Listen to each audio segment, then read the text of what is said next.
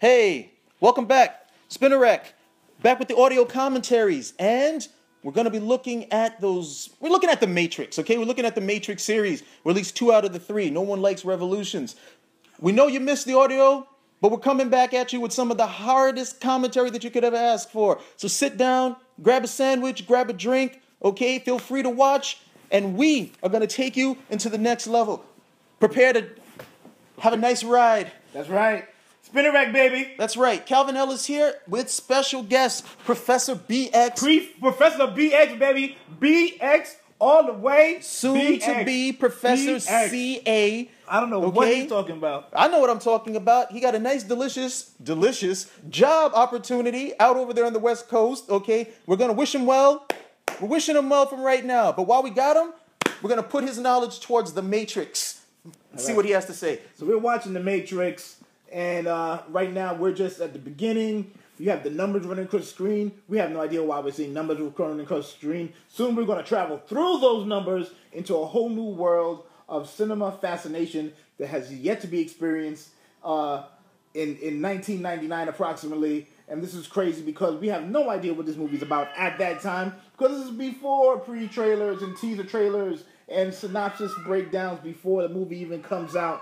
So this is back in the days when all you saw, literally, the only advertisement I saw for this film was a scene of a dude in a trench coat on a rooftop in the daytime, ducking from a bullet, and somehow you're seeing the waves of the bullets, and you're like, okay, so maybe you could guess the genre, maybe sci-fi-ish, but you have no idea, you have no way of knowing.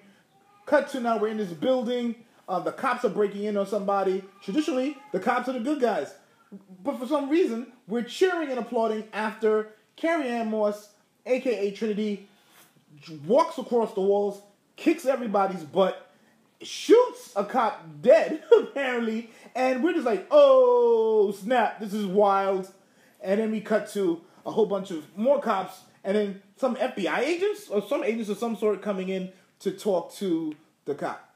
Well, throw some Greek at you here. We start in medias res. We start in the middle of things, and if you're a big fan of Alexander Dumas like myself, these are great stories. They begin with action, and that action promotes us with questions. And those questions, okay, we want them to be answered, and that's going to suck us in. That's going to keep our attention, depending on how well the story plays out afterwards.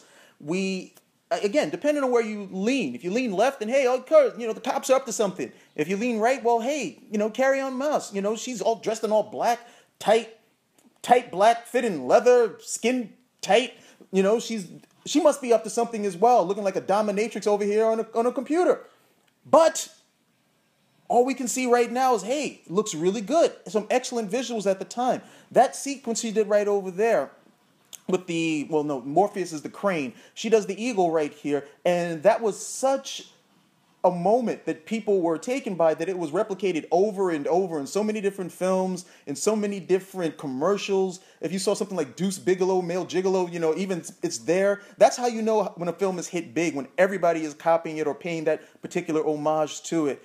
But again, your brain is trying to settle down. Okay, what exactly is going on? Where am I in this story? The other thing that also sold it for me is that where other films, you would definitely not be able to pull this off. You'd have to have CGI, stunt work. All of this is Carrie-Anne Moss. The running, the fighting, all of this is her because she was trained. The Matrix has a big difference from other films where the script was in development for 5 years because they couldn't get it made because, they didn't have the clout. The Wachowski brothers at the time didn't have the clout. And then when they finally got put on, they had really worked on a script that was so tight, there's nothing to do but enjoy it at this point. But the principals over here have all had their work. Okay, they've had stunt training, they've had martial arts training, and the choreography that goes along with it. That means they didn't just learn the stances and had the stretching and learned how to throw the punches correctly, but they learned how to make it look good on film. In addition, they learned how to do the wire work. Okay, they learned how to sell it, make it look believable. That role and everything that they're seeing there, well, maybe not that role, but Carrie-Anne Moss, okay, it's all her, and that sucks you into the believability of the film, makes it more real. And then now we're approximately at the scene where she's being chased by agents across rooftops who are being chased by cops. So we have no idea. We know there's cops, we know there's agents, we know there's people in tight leather outfits, but we have no idea who, at this point, we really don't even know who is the good guy or who is the bad guy. At some point, she almost gets taken out by these agents, gets hit, goes into a phone booth, gets hit by a truck. Pay attention to that scene because the agents say who is the next target, pairing that with the fact that she shot a cop dead, and talking about her next target. Are these agents are there to save the target? Who they're talking about is Neo? We don't know. But again, this is a groundbreaking film, not just for the technology at the time, the way they shot the visuals, the way we're having the actors do their own stunt work, but even for the concept. The concept, which almost 20 years later is still being played on in different iterations and different shows. Most currently, a big lift or homage to this is being paid on Agents of S.H.I.E.L.D., where now they're in the framework. That's right. A bunch of evil scientists created this world that is built in imagination, has kidnapped most of the Agents of S.H.I.E.L.D. and plugged their minds into it, and they're living out their fantasies in an imaginary world. That show's still on? Yes, it's probably going to be its last season. Well, we can only hope. So, it's a good show. See, being the big Superman fan I am, I was able to recognize that Carrie-Anne Moss must be the hero for two reasons. One, we had that great sequence of her leaping from one building to the other in straight flight mode. Okay, that's her flying, even though, of course, she can't fly. And then she runs to the phone booth. Okay, so for me, I was like, okay, she's got to be one of the good guys, Superman, because, well, I'll get into it a little bit later. But you see a phone booth, you see somebody flying, Superman. That shouldn't be too hard. That shouldn't be too hard to put together, unless, of course, you're one of these Batman fans. Like, what's that guy's name again? Oh yeah, Big Business. Yeah, he sucks. I wish he was here right now. I'd slam him. That's right. You heard me. You heard me. I like Big Business. Okay. Now, I mean, at the time, I knew that Trinity was the good guy, but I'm looking at it in retrospect. It's like, you shouldn't really be that clear on it, but obviously, if whoever the camera's following the most at the time, and you're getting the most information about, it's usually the protagonist or one of the protagonists. Cut now to the target, Neo. Yeah, the slacker. The slacker, Neo, who we cut to in the scene, solitary in a room with computer equipment, books. He's fallen asleep in front of his computer, and the computer is talking to him. I don't know if this is a drug influence or just deprivation, but now he's being asked to follow the White Rabbit. Yes, Alice. So, all that good stuff right over here. Neo's a slacker, okay? Neo is the quintessential dude who doesn't want to work hard. He's afraid of working hard because he thinks that might, I don't know, make him sweat or something, and sweat is icky. That is where he starts off right here. He's got all of this stuff over here, he's obviously trained himself to have some potential, but doesn't want to realize that potential because he's a coward.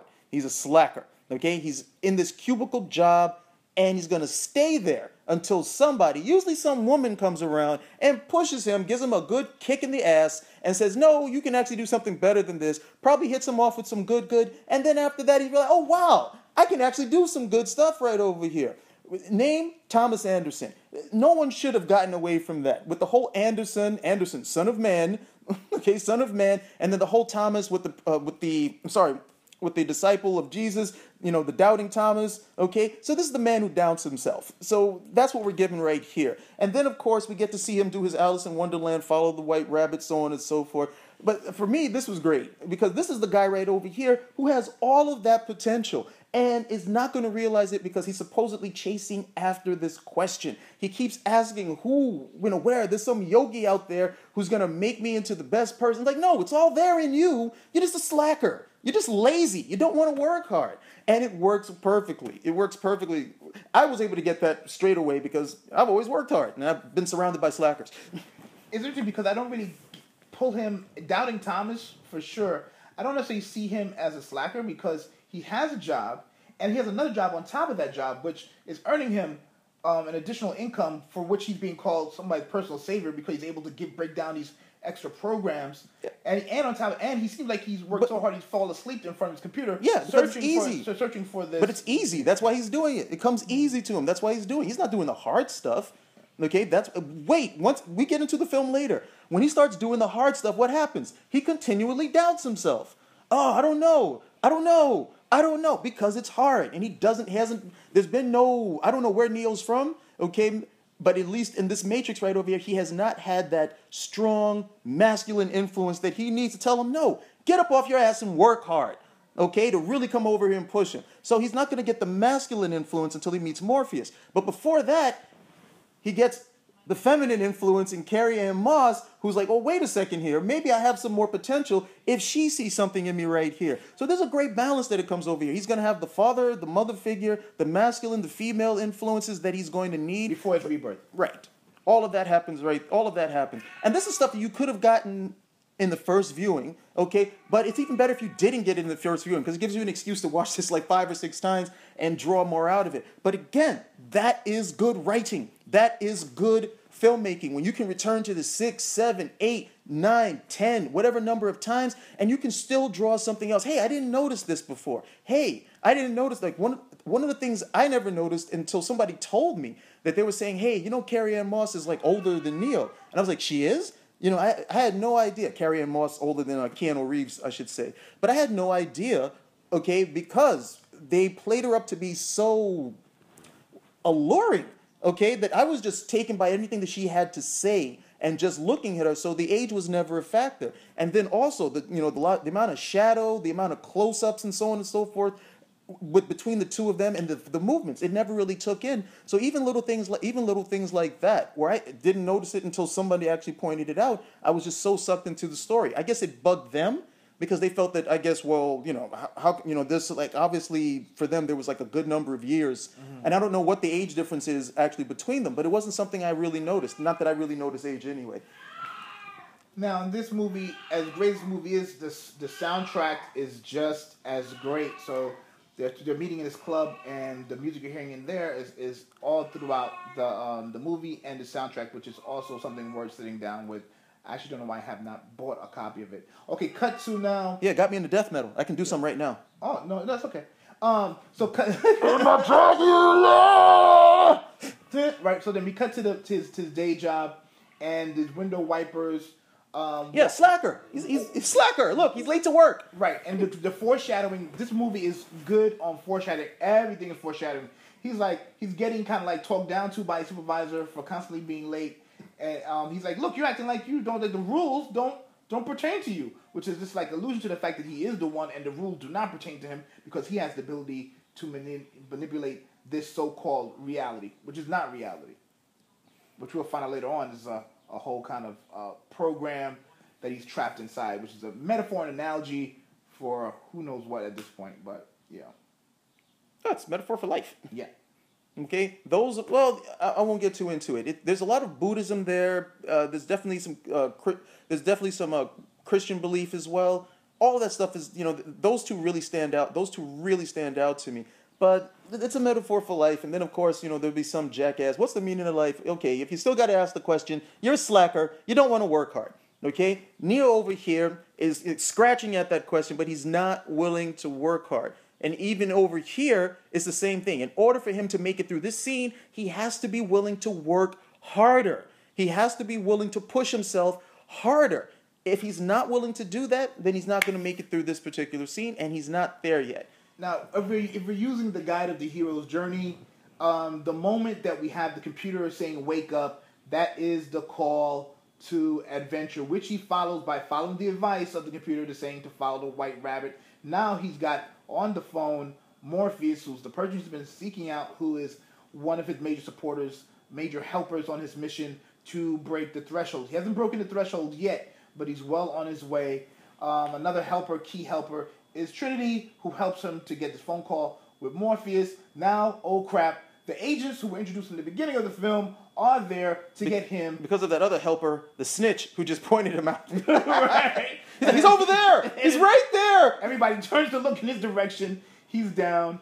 And he's telling him, look, I suggest you get out of there. He's like, how? I can guide you, but you must do exactly as I say. So he's going to literally guide him. We don't know how he's doing this. Like, we don't know where is he. They're able to give him this, like, intense direction. But he's telling him everything he needs to know. He's on the phone. And his phone is his conduit to that masculine influence that's going to guide him right here until he loses the phone, okay? And then when he loses the phone, he's going to lose courage, and he's going to return back to his overall slacker self. Right. The other thing that we see with the agents is the agents have this otherworldly, I won't say ethereal, okay, but definitely more of an eldritch quality where they're able to see and sense without doing a whole bunch. They don't move like human beings, okay? They move in a robotic manner, in a robotic pattern, almost like the same thing as a program. If you remember those older video games, like Centipede or something, where they would have this display screen before you could play the game, and it was always moving in a particular pattern, that's where they seem like, where they're fixed in this particular thing. And we get to understand that a little bit later,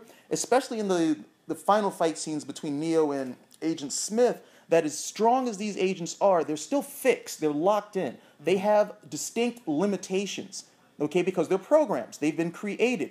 They can't surpass that. Human beings can surpass that. We don't have those particular limits, which again brings in the whole Superman aspect of it, but we don't get that until later, and you don't get that if you're a slacker.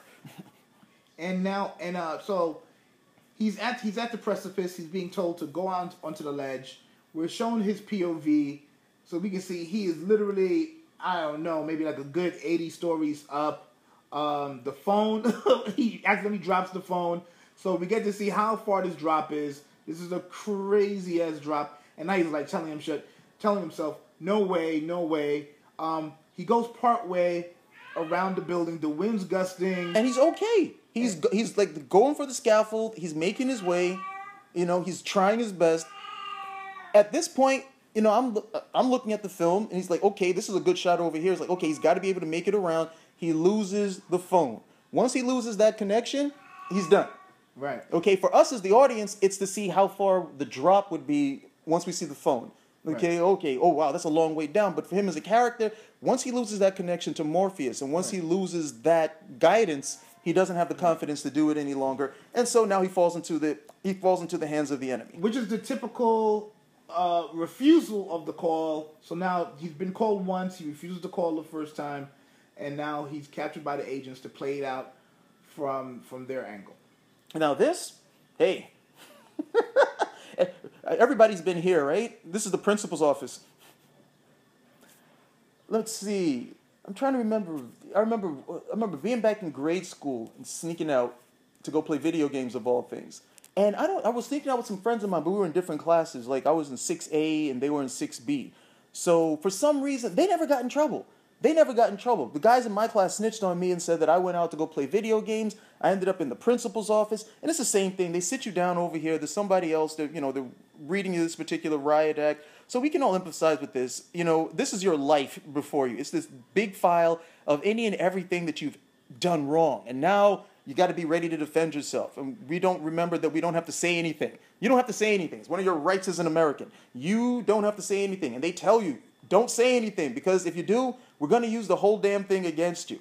So we get to see this scene right over here. It doesn't really do too much for me at the end of the day, except that it sets up this incredibly good, I think good science fiction is supposed to bring in that Luddite fear we have of technology. Okay, and if we go on further, we will get to see some of that Luddite fear that we have. We don't want to be operated on. Okay, we don't like the computers that come out the next year because we got so familiar with the other ones. And then they get to play that here. The other thing that we also get is there's a good concentration of shots where we get to see that Agent Smith, with the exception of the scene that we'll see a little bit later, is always plugged in. He always has that earpiece plugged in as well with the rest of the agents. And you can ask yourself, well, what is he listening to? What does he always need to be on call for, especially here in terms of this interrogation? And we understand that once more, later on, these programs have certain limitations. They have rules that they have to follow. They're being directed. Okay, these are all the things that human beings don't have. These are all the things that Neo is supposed to be espousing once he finally gets that confidence under him. So, also there is this whole thing about authority, and the authority that most people kowtow to.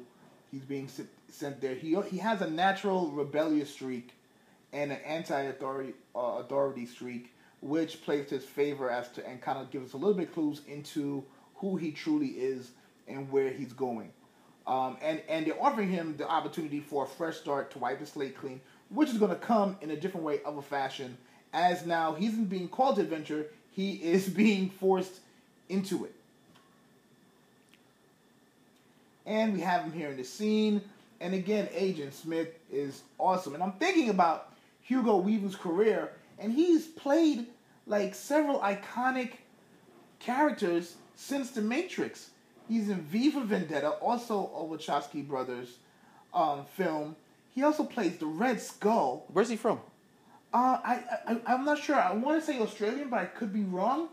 And then he was also in another major franchise, The Lord of the Rings. So this dude, he not only has had great roles, but he's been in great franchise. He was in The Hobbit too. Yeah, great franchise pieces. So you're saying he's a good actor? Great. I think definitely a great character actor at the very least. And I would dare to say a great actor. You remember anything he was in before this? No, not at all. Oh, Neo is exercising his right of silence where he doesn't have to say anything after he exercised his right of saying something. So now at this point, we're really getting teased into the fact that this is for sure sci-fi. Something else is weird here. His mouth glues shut. It melts, and he no longer has a way to speak. As an audience member, you are like, there's this whole continual like layering of of unveiling what the real story and real world is, and all you can do as an audience member is be like, okay, you're entertained, but you're just like, what the hell is going on? You have no idea. Now he pulls out this thing out of his pocket that looks like a robotic scorpion centipede weird thing that's going into his pubic buttons, and we're getting a little bit shot of his, of his pubic hair. What's not pubic hair, but his navel, not his navel hair. We went to biology class and we passed. That's his navel, not his pubic button. So it goes into his belly button, and he wakes up as if from a dream. Right. And the thing is that we don't know if it's a dream, okay? Because the movie's been somewhat discordant in terms of establishing what's real and what's not. So we just saw that sequence right there. We don't know if it's real. We saw that. We don't know if it was an hallucination. We're not 100% certain. We're dealing with stuff that's definitely out of the sorts and out of the boundaries of what our world can actually contend with. So now he missed the first call. So now he literally gets a second call to action. He's like, look, if they knew who you were, you'd probably be dead. And he's like, what are you talking about? We as the audience are like, yeah, what are you talking about? He's like, if you're the one, Neo, we get some more thunder. We're like, we don't know what that means. He's like, you've been looking for me, but brother, I've spent my entire life looking for you.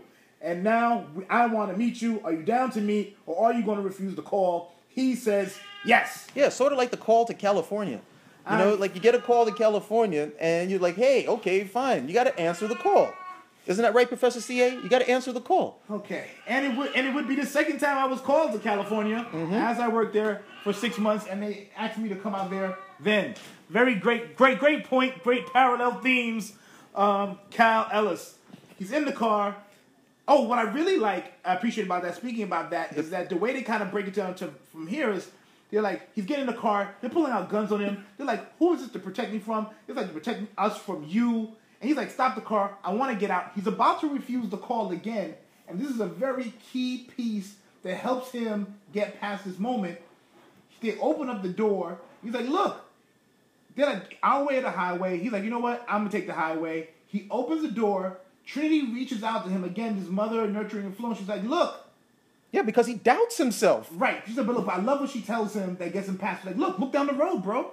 You've been there before. You already know what that is. If there's any way out, it's not going to be going the same way you've always gone. You know exactly where it ends. And you know and I know that's not where you want to be.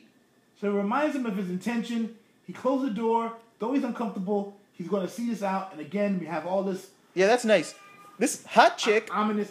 Okay, this is the hot chick right over here that you've been waiting for. Okay, you are doing nothing with your life. Okay, and then, okay, this woman comes over here and you're attracted to her and she's like, no, hang out, hang around. Okay, you can do better than what you're doing right over here. I see something in you. He's like, okay, I got to find this out because how else could she, delicious hotness that she is, want me around unless there was something a little bit more to it? Because he's not staying around for Switch. Okay, I'll tell you that much. He's not staying around for her. Definitely not for Apex. So there's some real basic stuff over here.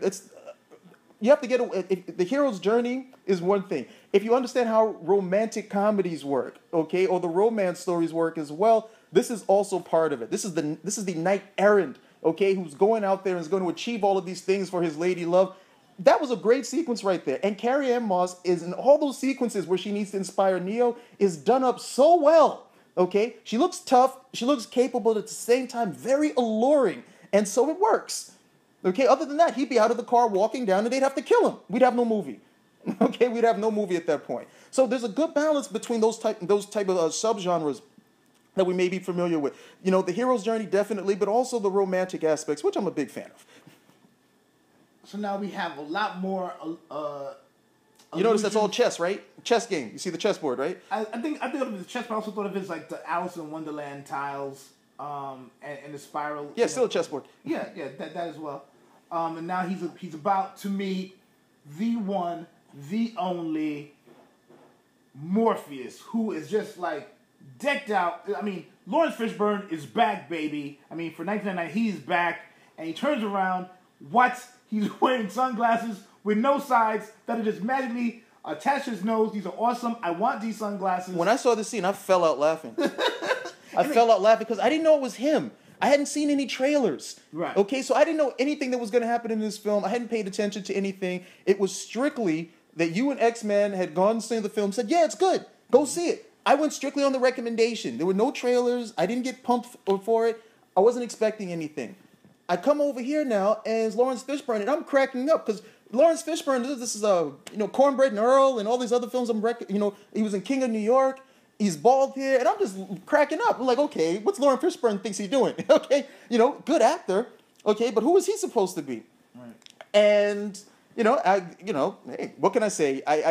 We want genuine moments. I hope that I will not be genuinely panned for it, but that was my reaction to it because of Laurence Fishburne, what I know of his previous roles.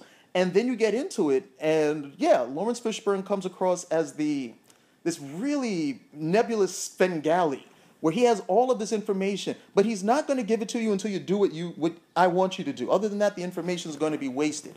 This is every sensei, this is every sifu that those of us who have trained, those of us who work hard, understand. This is the guy right over here who says, yeah, we understand that whole story about when the student is ready, the master will appear. But the master is always waiting for the student. He needs someone that he can impart this knowledge onto. He needs to make certain this knowledge is not going to die with him.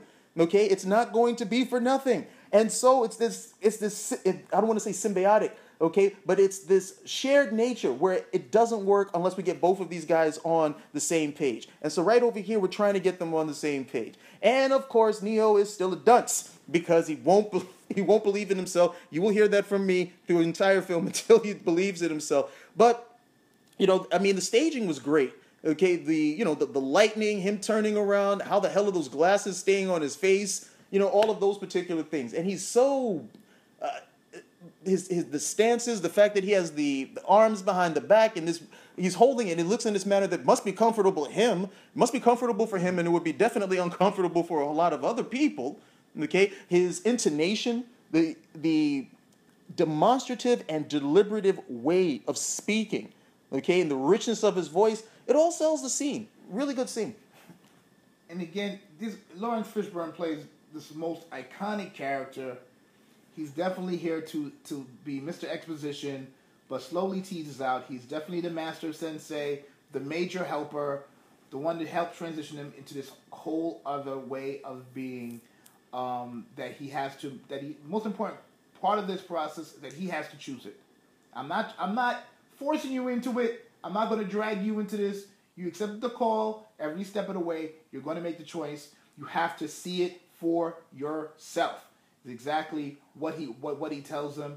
And then this metaphor that we continue to use today of the idea of the red pill or the blue pill. Hey, bro, choose it. You take the blue pill. The story ends. You wake up from your bed. You can decide whatever you want to believe and go on with your life. Or you take the red pill. Again, the red pill symbolic of the adventure. Stay in Wonderland. See how far deep the rabbit hole goes. Your choice at the end of the day, and he makes the right one. All right, and these again are life decisions. Red pill, blue pill. It doesn't matter which choice you make, but you have to make a choice. The worst thing he could have done in this sequence was I don't want to choose either. I don't trust either one of these things. So you have to be willing to make the choice. And at the end of the day, usually the choice that you make tends to be the right one if you make the choice with a conscious mind, okay, and you make the choice with a courageous heart. Other than that, you're going to doubt your choice. And when you do that, that's when you end up on the wrong path. Now, of course, most of us on Monday morning all say the same thing. Why didn't I take the blue pill? Okay, what happens if there's someone who says, you know what, I made this choice and I don't really go for it? The other thing well, that's leading to a different character who plays a really good, he plays an excellent traitor. We'll get into him a little bit later.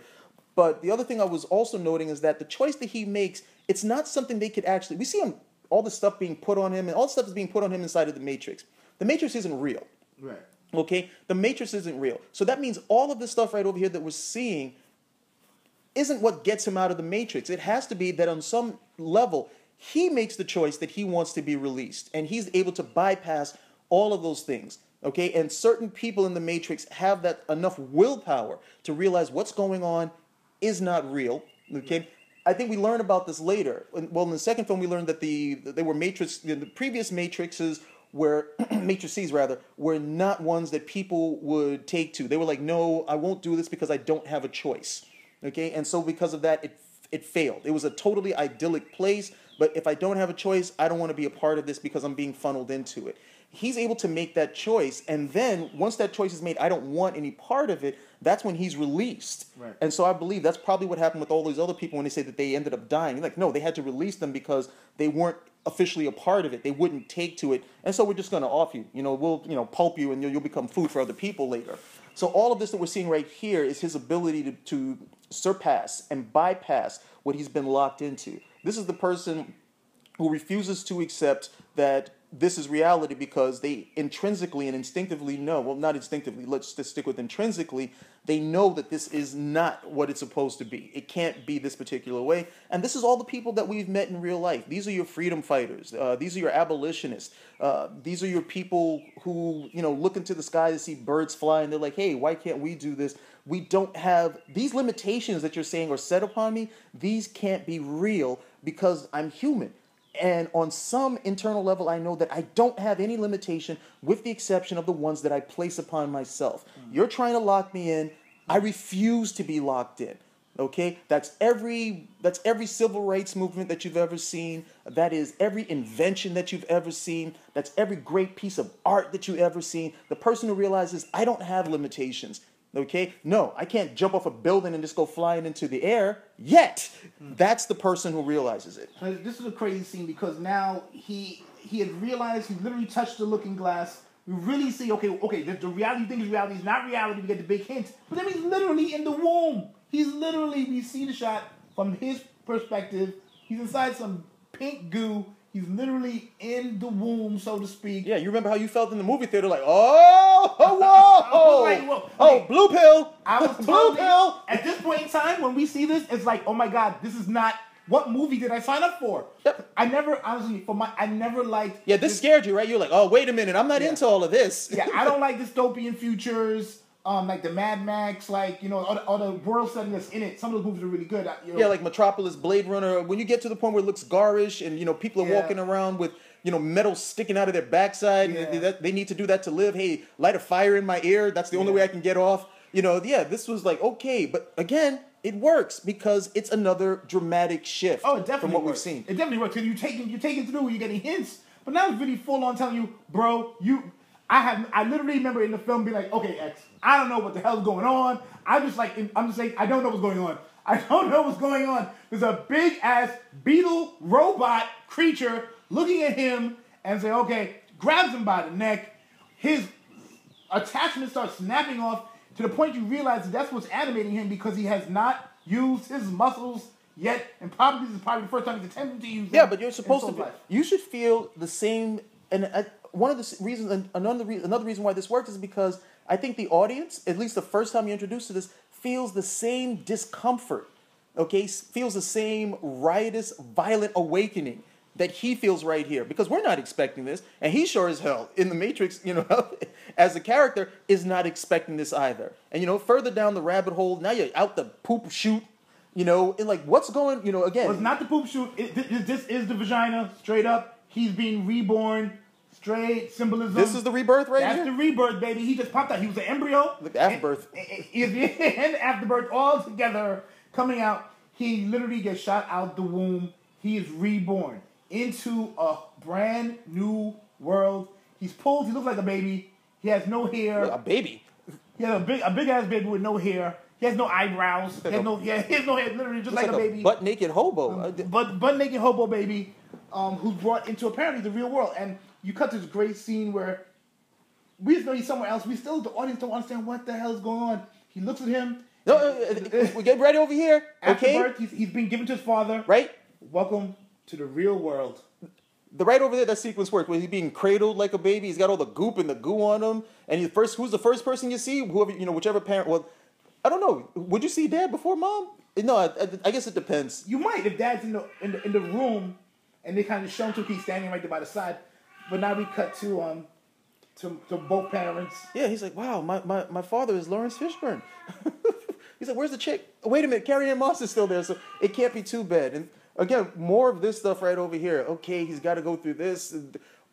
All of these things are nice touches because they want the pseudo-realism that a lot of people want to achieve in film. Okay, we see that some time has passed. He's got some hair on his head. Well, he can't just come out and start running and jumping and doing all this stuff. No! He's got to have some time where his muscles rebuild. He's got to have some time for this. He's got to have some time for that. So we get all of this. This right over here, to be quite honest, this montage, we could have just totally cut out. Okay? Totally cut this out, and we would not have lost anything from the film. But, this is that pseudo-realism that a lot of people want in their movies. It's fiction, but they need... I can't even say it. It's what they're looking for. It's what they want. Right. And so they get it. Okay, we get a full minute of that. So now he's definitely broken through the threshold, and he's in the new world. The threshold was the vagina. Yes. Okay. Yes. He's in the new world, and now he's going to be mentored, and there's going to be challenges and temptations along the way. So he still has some attachments. He's still trying to figure out his world. His hair, he's a little bit older. His hair has grown in a little bit. He still has a buzz cut. He has eyebrows now. Awesome. Rocking the eyebrows. And he's in some kind of not holding cell. He's not necessarily a prisoner. But, he's still trying to figure it out. He's reaching to the back of his head. He's like, why does this feel like, is that oh God, there's a metal port. Somebody knocks on the door. And it's Morpheus, who's not dressed as slick as he was. No one is. No one is when he came in. Well, see, in the first film, everything is so drab. It looks like, okay, the real world is... So it says you believe the year is 1999. It is actually 2199. Okay, so we got the year. Everything here is so drab and so devoid of color. It's all metallic, very Spartan. In the second movie, all this color comes out when we get to Zion. So it was like, it kind of defeated the purpose of this. Because, okay, it looks like the only time you can really experience the harshest elements of it is if you're on this ship out over here. Other than that, you can go back and be cool. There's some groceries. Okay, you guys, we're going to dance in a wild, we're going to dance barefoot and make a whole bunch of mess. But, that's something that took away from over here. Of course, more biblical references with the Nebuchadnezzar. If you don't know what it means, it's okay. You don't need to know what it means. The ship blows up in the second film anyway. Big mistake. With most of his crew.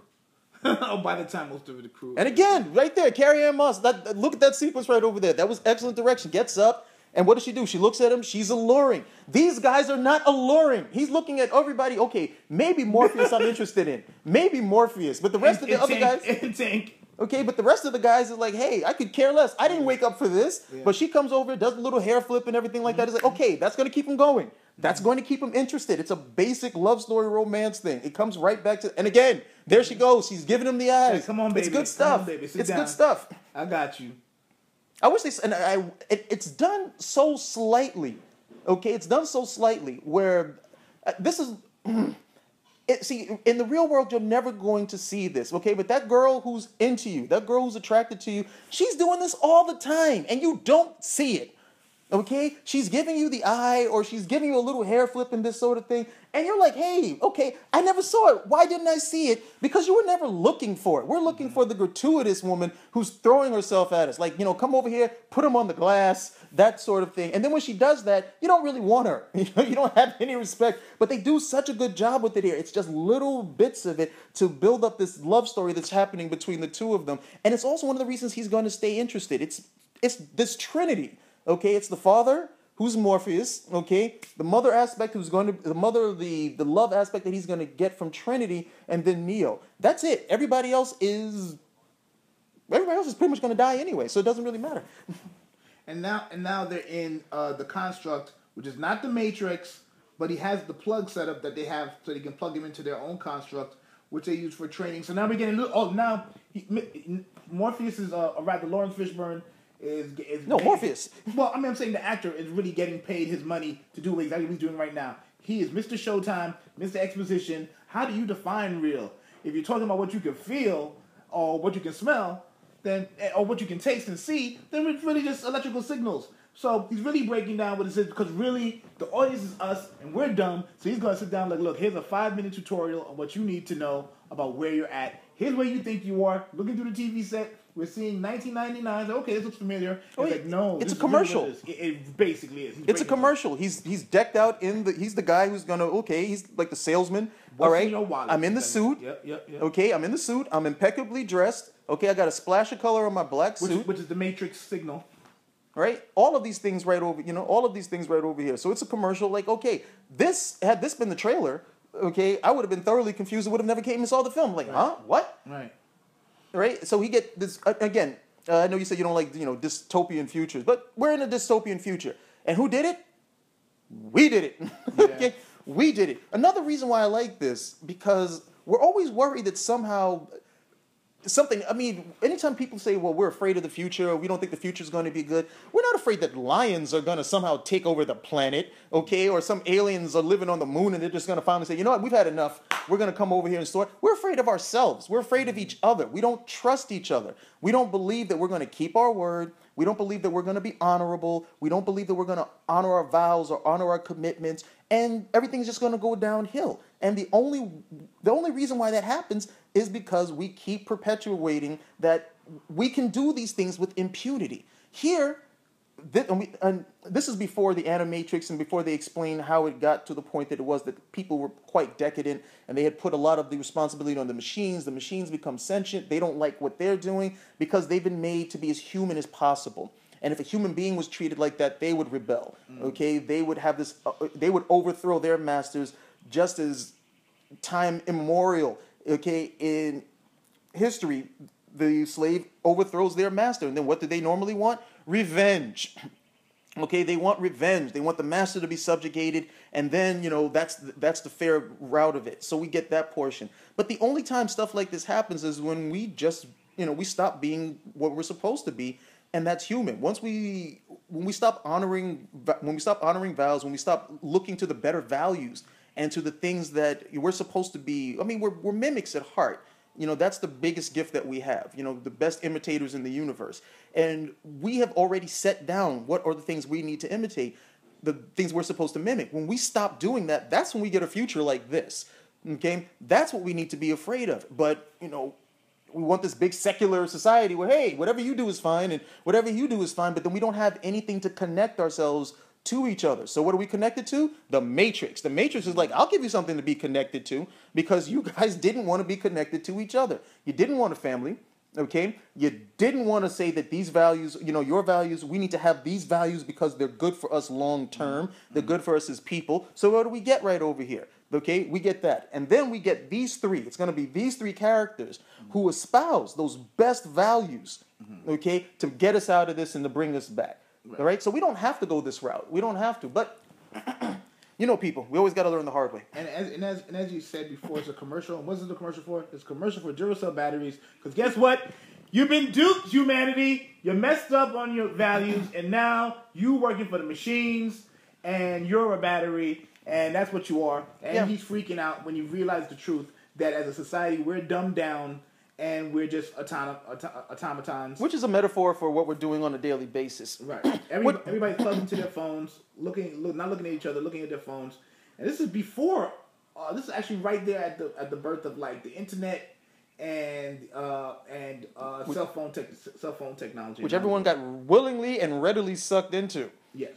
Remember the first day you had your cell phone and you were like, "Hey, what? Whoa, whoa, whoa, whoa, whoa!" You haven't been able to put it down since. That's game changing. It's like this whole new way of like asking people out and talking and texting, and you got to text flirt for a little bit before you actually got a date. It's like, wow, this is a whole new thing. It's a bunch of BS, man. I was like, I don't see. I don't. You got to meet people. You actually got to see them, talk to them. Yeah. Okay, it's like text flirt. That's not flirting.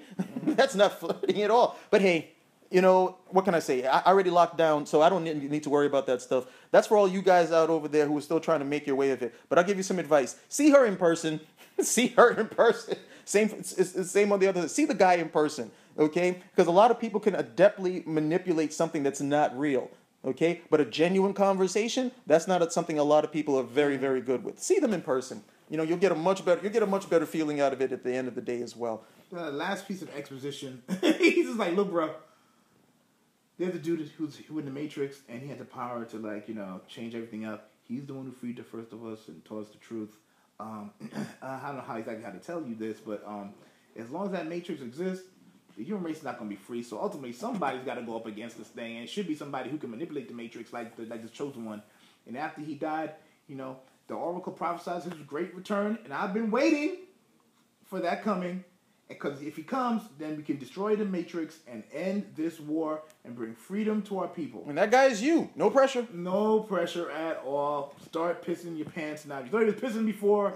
You was scared before. No, I almost forgot. In the other sequence, he explains that the human beings are connected and that they're getting all of this energy from human beings, more energy than an actual battery. And then I'll always hear some nonsense like, "Oh, so why did they just go and kill all the human beings and hook up the cows? Why didn't they just hook up cows and that would have been fine?" I was like, okay, there's some easy reasons for that, okay? But one of the simpler ones is, which has a longer lifespan, a cow or a human being, okay? There's some of the theories that came out of the Matrix, okay, as to this, that, and the other. Out of this postmodern, nitpicky, pseudo-intellectualism when they get down to it, asking questions about stuff. Just do a little research and you can answer your own questions. Okay, just do a little research. These guys worked for 5 years on this script. Do you honestly think they left that big of a gaping plot hole in there? Yeah, there's some stuff over there that you could probably fit maybe a pin through, but not drive a truck through. So, enjoy the film for what it is. Don't get wrapped up. There's some conspiracy theory over here. Don't get wrapped up in conspiracy theory. And at the end of the day, do your best to really think for yourself and don't be led into the rabbit hole that somebody else made up simply because they're trying to spin something. They're just looking for something else to talk about. Stuff like that just really annoyed me because if you just paid attention, there was no reason to even bring it up.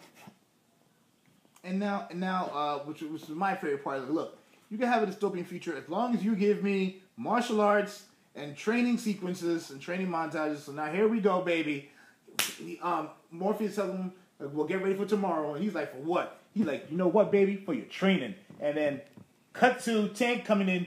Tank, I don't know who this actor is who plays this dude. But you liked him. But I mean, he loved that scene, right? He's like, I'm just so excited. I'm so excited to see what you can see. And this dude definitely had all the ladies' attention. He's like, I'll be waiting for you, Neo. I'll be waiting for you. I'm so excited. I'm so excited. I wish you could come to my bedroom. It's so exciting. It's so exciting. You think I don't think he was alluding to that, but it was like... No, that's Moore's Day with the Purple Rain. I wish you could see my bedroom. It's so exciting. So exciting. I have a brass watcher bed. Inside of...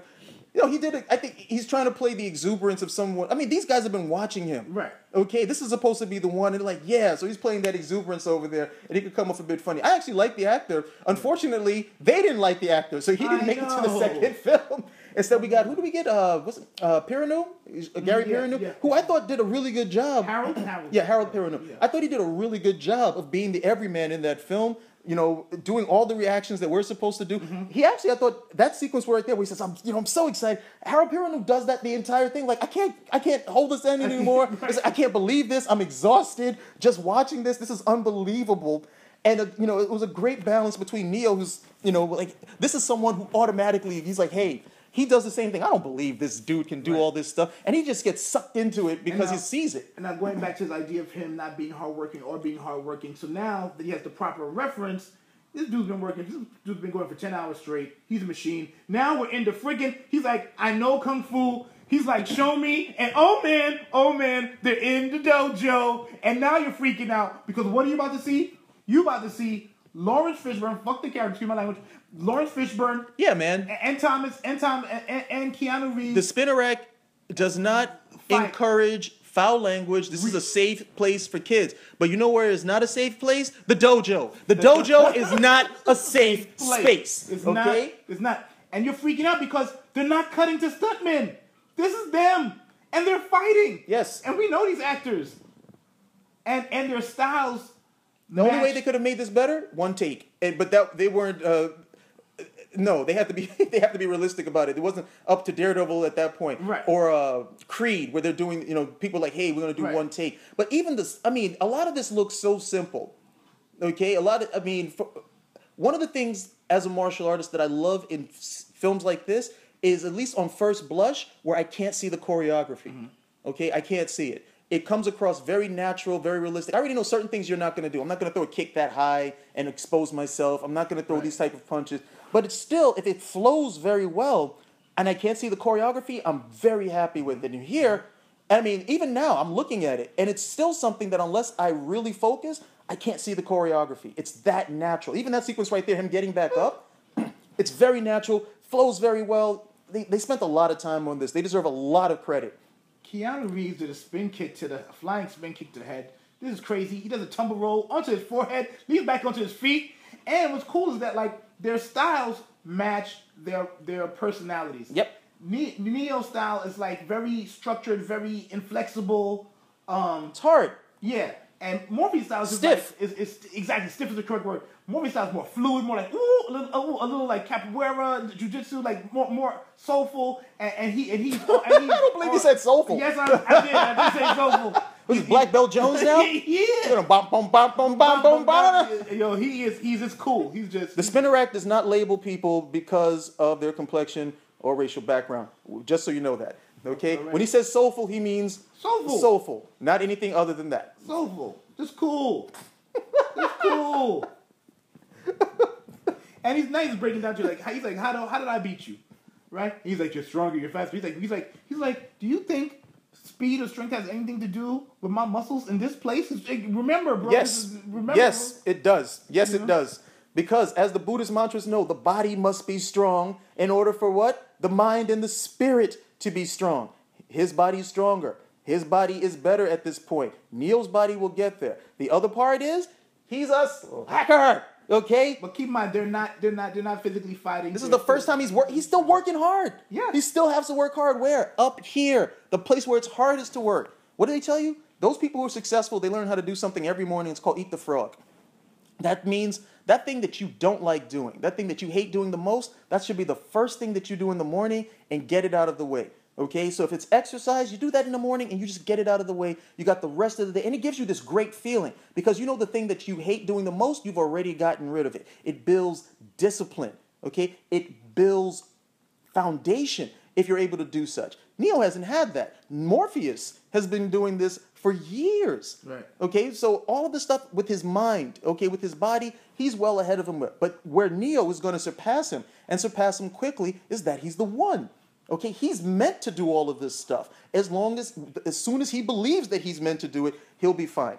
Right. Okay, and then we're going to get to see some of it over here too. He's like coming in, he's like, well, wait, whoa. And what I really loved about it, look, as fast as he was going, Morpheus was able to keep up with them until like, wait a minute, okay, can't do that. And then he does all of that, and then what does he go right back to? I know what you're trying to do. As if he's trying to trick him or there's some malintent in what he's doing. He's like, I'm just showing you where the door is, baby. He's like, you got to walk through it. He's like, I see what you're trying to do in your nice gi and your chest hair. But, I'm just not down. Okay, and then, of course, and this, where does this come from? I know I read about this. This is symbolic of something, and I wish, we don't prepare for these things. We don't sit and crack open books so we can, spout wise about these things. We just try to do everything extemporaneous, off the cuff if we can. But this is symbolic of something. Oh, that's right. The leap of faith. The leap of faith right over here. So it's literally a leap of faith. Okay, if you can do this, then you can make it. But it's a reverse. Whereas in the leap of faith, you have to have some belief. Here, it's about disbelief, knowing that none of this is real, so I can do whatever the hell that I want. There is no spoon. Okay? Oh, I hated that one. I hated it after they brought this character in. Oh, remember me, Neo? Remember the spoon? Like, get away from me! I mean, I was glad they followed up with it, but it was just sad they didn't really. They either just leave it out or just go all the way and follow it up, as if that character was a pivotal character. Because again, right here, even in his face, the acting is so good. When he makes this jump, he's not trying to make that jump. He just ran and jumped. Okay, that's all it was. You can see on his face that he had no intention of doing it. He was like, okay, let's see what happens. He's expecting something to do it for him rather than he's going to do it himself. So again, everybody's weighing it out. Like, what is so? He doesn't make the jump. What does it mean? Yeah, here he goes. Look at him. Lion-ass bitch. Right over there. Everybody falls the first time. So he's the hater, the doubter, because well, he's invested in... He's a traitor. He's a traitor because he's not invested in this space. He doesn't believe the grand vision. There isn't a one. So there is no one. There's no use to anything. So meanwhile, that's going to validate my treachery. Well, he's Judas. He's the person who... He couldn't have gotten out of the Matrix if he didn't believe. He could not have gotten out of... And he had to be someone who got out of the Matrix. They're saying that Neo is old for the person. So they're saying they would get these guys out probably as children. Okay, they would get them out as children. Those potentials and everything, they get them out as children so they can have the time to develop. Neo's coming out older. So, he has to be, has been out of the Matrix 10, 20, at least 10, maybe 20 years or something. Mm-hmm. And he's just totally fallen out with it. He doesn't, he may not, it's not so much he doesn't believe that the Matrix is false, okay, or that the real world this is what is. He just doesn't want to believe in this anymore. I was talking about, Oh no, I know. I wasn't looking to contradict what you said. But that's his character. This is the guy who's like, you know what? I don't believe this. I don't want to believe this anymore. Okay, let me succumb to the drugs. Let me succumb to the conspiracy theories. Let me succumb to all of these things because this other stuff. It's better for me to believe. It's better for me to just be in total ignorance. Okay, than it is to invest in reality. And now you have Trinity after a hard day's work, bringing Neo some... Okay, you're going to have those uber feminists after you. Keep it up. Some wine and some bread. Thank you, Tim. To nosh on. Okay. And then you have... No, okay. All right. Yes. I'll take over that one. Yes. No, again, this is the romance aspect of it. She loves him. She loves him. Okay, he just got the crap beat out of him. He's doubting. She's there to reassure him. She's there to provide him sustenance. Okay, she's there to remind him that you're loved at the end of the day, which is not an evil thing for a woman to do for a guy. As much as people may think so today. The problem is they say, "Hey, look, hang on, pause for the cause." The lady in the red dress, yes, who we never see again in any shape or form in terms as an actor. I mean, who was? But that was her scene. That was her scene. But again, there's nothing wrong with that. It's supposed to be, there's reciprocity, but the problem is too many people think that reciprocity is, okay, I cook a meal for you, you cook a meal for me. Like, no, I may not want, the other person may not want a meal cooked or something of that nature. The reciprocity is, hey, this is what you're doing to provide me, nourishment, reassurance, and love. What do you want me to do for you? And that's where the balance comes in. It's not about parity. Okay, equity isn't parity. So yes, it's an okay scene. I had no problem with it. And the biggest reason I had no problem with it is because, again, in those sequences, they made certain that Carrie Ann Moss was on point, okay, that he is going to, again, find knowing about her so alluring that this is going to be some more stuff that's going to keep him going on. Yeah. Because remember, when everything else fails, when his tutelage from Morpheus is going to get him to believe. Okay? But when everything else fails, what's going to bring him that last step? Love. That's the last thing that's going to bring him over the finish line. And all those seeds are planted over there. So eat your meal. Feel better. Now, so this is a key scene where they're in the construct. They see the lady. He's breaking it all down.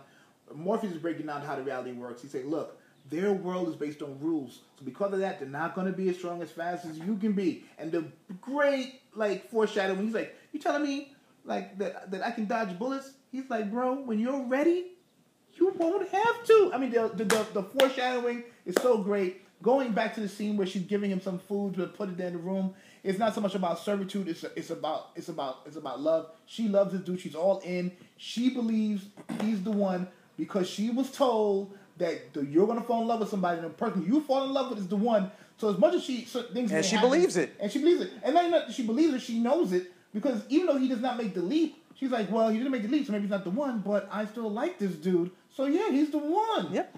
And her feelings have never abated, regardless of it. So again, a lot of the it's a lot of the Buddhist, a lot of the Buddhist teachings, a lot of the Christian teachings. If you have belief, okay, so much as a mustard seed, you can move a mountain. Okay, the person who has belief, has more power than anybody that you could ever because they believe. Okay, and that's what it means to be human. If you believe you can do it, you can achieve it. We don't teach that anymore. We teach that we need to see ourselves replicated. I need to see myself on a screen doing it first before I can believe it. And the people who can do it without that, those are the guys who get out of the matrix. Those are the guys who get out of the rat race that's already been set, the construct that we have in the real world. And they're like, no, I don't have to do this. I can do this right over here. Okay, that's anybody who's ever been able to say, you know what, no, I don't have to do it this way. I can try it this way. These rules that you've set, yes, they're still good. There's nothing wrong with them. But I see a different path where I can use all of these rules and add something to it and get something else out of it as well. And again, we get more world building. We actually seen the Nebuchadnezzar from the outside moving around. And Skullcap. And then Neo is inappropriately asking questions when Sentinels are about. They're like, yo, bro, okay, we're in the old service stations, the water system. This is what the world look like now. We're deep down. The cities that humanity exists in is on the top, where it's like the earth is scorched, so that's not rocking. Here we have the Sentinels. They're hunting us down. They're part of the enemies that come along with this world of the Matrix. A little bit of filler time, but like with necessary information being sprinkled in. Yeah, and they do the right thing with it. Multiple eyes, tentacles, something that doesn't look like us. Okay, and something that we would have no chance in contending with either. One of the things I liked about this scene, not so much we got to see what the Nebuchadnezzar looks like outside, from the outside. It's the reminder that these guys are being hunted. Because other than that, we would have this incredible amount of time where they're just doing whatever, and nobody's trying to track them down. Nobody's trying to impede their progress. So all of this comes right over here. Then, of course, we get the beautiful moment. This is Jesus and Judas right over here. He's like, yeah, what's going on? He's like, hey, dude. I was just in the middle of betraying you. Yeah, I'm going to sell you out, man. And he shuts down the computers that were like him talking to... which was also dropped. And that was like a thread that was dropped very early on. There's an informant. Okay, we've forgotten all about that by this time, right? Yeah. At the beginning, he's like, hey, is this line tapped? Are you sure this line is clean? Yeah, I'm sure it's clean. I'm sure it's clean because I'm the one who tapped it. It can't be anything other than what I tapped it with. So, again, good writing. All that little stuff, and then when it pays off, oh yeah, that's what happened in the beginning of the sequence. If you still cared at this point, you may have gone back to the film the second time, and when you went back to it for the second time, you realize, oh yeah, okay, but that's good writing. Everything is used. Nothing is arbitrary. Right. Okay, something even as simple as Morpheus putting on that skull cap before the Sentinels come over here, and I'm asking, why is he putting on this skull cap? Was that to look tough? And I guess even, I was like, well, hey, when I look back again, I was like, look, he's bald. Even the merest reflection off of his head could alert these guys. So he's got to do this. All of these things are playing into it. So, good writing. Yeah, it's very well done. Wait a minute, hold on. We're about an hour in. So at this point, we give everybody a break. So if you need to take, a PP break, or you need to get a snack, you can go take a break, and you can come back for part 2 of what we're working on for The Matrix. Ha ha, sucker. You don't get a break, okay? You didn't get a break in the theater either, all right? You got some problem? No. We're rolling on. We do the whole commentary, okay? This is for you guys who are driving to Albany. This is for you guys who are driving to Philadelphia. This is for you people who have plane fights and you downloaded the what is it called again? iTunes? No, not the iTunes. The thing again.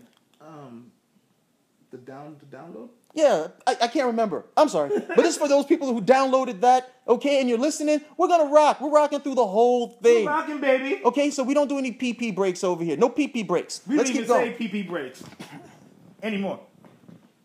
And so this is the great part. His whole job is to undermine this whole Cypher's job. Even the name Cypher, just short for Lucifer. His job is to undermine. It's like, look, so you're here. in case Neo had forgotten for a little bit. Oh, so you're here to save the world? Like, what are you supposed to do with that? How do you feel about that, bro? It's like, you're here to save the world? Not if I have anything to say about it, because I want a nice, juicy, fake steak. He's like, if you see an agent, you do what we do. Run, bro. You're not beating an agent. Are you crazy? He's gassing you up for the sacrifice. Yeah. Hey, you're definitely not going to beat this agent. You're definitely not going to beat the agents the way I'm setting you people up. Yeah. And again, the script and the pacing is very tight. Because we're moving right along. We're giving you just enough time to give him the training, give you a basic understanding that he understands the world he lives in before he gets kicked up to actually entering into the Matrix again on a new standing. Like, he's coming back into the Matrix on a new footing. He's reborn. So he's not the same person he is going back into it as he was in it. We get more insights into the deal that Cypher makes with Aegis Myth. He's like, look, you're going to give me Morpheus. He's like, no, I'm going to give you the codes. I'm going to give you Morpheus, who knows the codes to get into Zion, which is where humanity lives at this point. And he's like, look, so the deal is, if I do that, you put my body back, and then this time around, make me something else. So he wants the illusion. There's two choices to freedom or to becoming your highest personal self. The high road, which is the way of Morpheus, is being who you actually are and seeing reality for what it actually is. So then you can make conscious decisions. He's asking, like, no, put me back in and then make me, I want to be something famous and like of the value systems of the time, like an actor. So now we cut back. Yeah, and these guys, he just sat in that nice opulent restaurant, that juicy steak, and these guys are eating this slop. And it's all illusion. And meanwhile, he's laughing. Agent Smith is laughing at him. He's like, yeah, you want that? He could basically ask for $1 billion. It doesn't matter because it doesn't exist. So now again, going back to Cal's point, Mouse is going to lay down really like, one of the big themes. Like, look, the human impulse is what makes us, you cannot deny your impulses because that's what makes you human. And that's what makes us not the machines. And he's really going into it. So now he's really, not conceptually, this movie's really messing with us because it's well, mind you, human impulse doesn't mean you get to do whatever jacked up thing comes into your mind. Of course. That's where people seem to mess up with it. Well, I'm a human, I'm going to just do these impulses. No, right. Because some impulses are self-destructive. You still need to think. Right. Okay, you can still have those impulses, but we're also supposed to be able to master them. Right. Okay, some of them there's very little we can do about, but the majority of them, yeah, you don't need to do that. You don't need to go light a building because you want to see a fire. Right. You can draw a picture. So now he's like, look, he's a digital connoisseur of online connection, so to speak, in Spinnerack speak. He's like, to deny your impulses is to deny the very thing that makes us human. It's a little distorted, but it's part of the truth that makes his liberation possible. He's like, look, we're going in, we're taking her to see her, and they're like, who? What? He's being taken to see the oracles. And mind you, Neo does not want to see the woman in red, okay? Right. Even though she was alluring enough to get him to turn his head, he does not want to see the woman in red because he's in love with Trinity. Right, and again, that's a symbol of like the challenges and the temptations that come along now that he's broken, the threshold. So he's being tempted. Look, you want to go chase the lady in the red? Okay. Like, no, I have a mission. Now, I'm not chasing no lady in the red. And now, finally, I know you people were waiting for it, the Superman reference, right? The phone booth. Everybody gets it. When Superman is Clark Kent, okay, he's a regular person. He goes into the phone booth. He comes out. He's Superman. He's fully realized exactly as he is. It's the same thing with the Matrix, which is quite a dichotomy because they're fully realized as the people who they see themselves are in their minds when they go into the Matrix. They go through the phone booth. Everybody comes out Superman. Mm-hmm. Okay, it's not like they go into the Matrix and they come out, okay, we're just dressed as regular people. They're all decked to the nines. They can do these incredible things. They have all these super abilities, but that's that part of their humanity that's fully realized because they are not confined by the Matrix. Right. So everybody else is going to be more downplayed and so on and so forth. No, these guys are going to come out flash set, jet set, everything of that nature. But that's the Superman effect right over here. They're tearing off that other thing and they reveal the essence, but only in this place where it isn't real because they're the only people who are truly human right over here. And that what makes them Superman. And that's the key thing. The people who are freed from illusion are the people who are essentially their true selves, their real self. And no one is more freed from illusion than Superman. Yeah. And now it's great. He's looking at the Matrix through a glass, which is kind of symbolic of like a TV. He's viewing it from his real conscious self. He's not caught up in his psyche. Sort of like X-ray vision. Right. He's not caught up in his psyche or his emotions. He's identifying with his real self. So he's looking outside. He's realizing that it is illusory. It is an illusion. It's not true. And who can tell you what's true? Basically yourself. He's now getting a little bit more snippets into Trinity.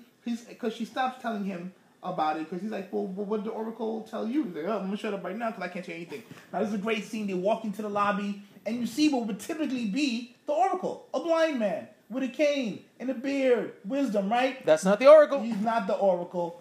You go into the elevator. They're on their way to see the Oracle. Bye-bye, Tiresias. And I don't know who Kim is, but it's a nice shout out to Kim, K-Y-M, next to Neo's head. Somebody got shouted out. And he's again breaking down the Oracle. She's very old. She's been with us since the beginning of the Resistance. So there's a Resistance. They're part of the Resistance. And their mission is to break down, destroy the Matrix so humanity can be free, which doesn't happen at the end of the series. The Matrix seems to go on, right? Because the Matrix is never The destroyed. less said about the Matrix Revelations, the better. Oh, man. Okay, again, this is a self-contained film. But it made money. So they had to do it again. No, you didn't have to do it again. You didn't have to do it. Look, I get it. Okay, the Wachowski brothers. Look, it's like us at Spinner Rack. Okay, we get together. We want to do something, and next thing you know, something hits, and it makes all of this money. So now people are all coming over to us like, hey, man, that hit. We need you to do more of that. Now we have one or two options. We can say, well, look, we don't want to do that. We want to do something else, and we can talk about integrity and artistic freedom, whatever. But then the other part is, well, look, if we want to be able to do those sorts of things, we're going to need to do this so we have the money, so we get the clout, so we get everything that we need in order to be able to do that sort of thing. And that's where the Wachowskis were in this particular position. These guys are coming over, and they hit big with the Matrix. Mm-hmm. So now they have other ideas they may want to do, but they don't have the money for it. They can't do it on their own. So in order to do those things, they're like, look, give us some more Matrix. We'll give you this. We're going to let you do this. Your names are going to be blown up in light. They spent 5 years on the script for this film. The second two films was like, what, a year? Yeah. A piece? Yeah. You're not going to get the same quality. And Revelations felt like those guys got to the end of the race and were like, okay, it's done. Okay, it's really discordant from a lot of the other things that go on. I mean, there's other stuff that happens later. There were comics and so on to try to piece everything together. But unless there's another film that comes out, it just stands off as like we don't really know what happened. I take the first two movies, okay, this one, and then I can let Reloaded follow. But Revelations is so... There's a good chance we won't even do Revelations at all because that's how I feel about it. Morpheus isn't really in character. We don't really see... The ending is kind of like, what? It is just out there. It doesn't really make a lot of sense at the end of the day. That was the biggest cash grab. This one right over here is a great artistic work. The second one I thought did its best to try to stay in that vein. And the third one is like, look, this one's for the money. Yeah. That's all that we can do at this point. Yeah. Then we got Spoon Boy over here. I love Spoon Boy. So they get to Oracle's apartment. They obscure the vision of the door number. Now, my guess is, we could probably at some point look back at the elevator scene and see what Bunny pressed. But I would assume the movie starts out at 101. It ends on 303. In terms of where he's at with his consciousness elevating, I would assume that the door number is 202. And now we see the Oracle. 202. Then why didn't they just take the stairs? Right? So now we see the Oracle. She's not what you're thinking. That's Grandma. Right. He asks if she's going to tell me the truth. He's not there to tell you the truth. Morpheus kind of warns him. She's going to tell you stuff that's going to guide you. She's going to tell you exactly what you need to hear to get you going in the direction you need to go into. Yeah, but is she being genuine? That was his question.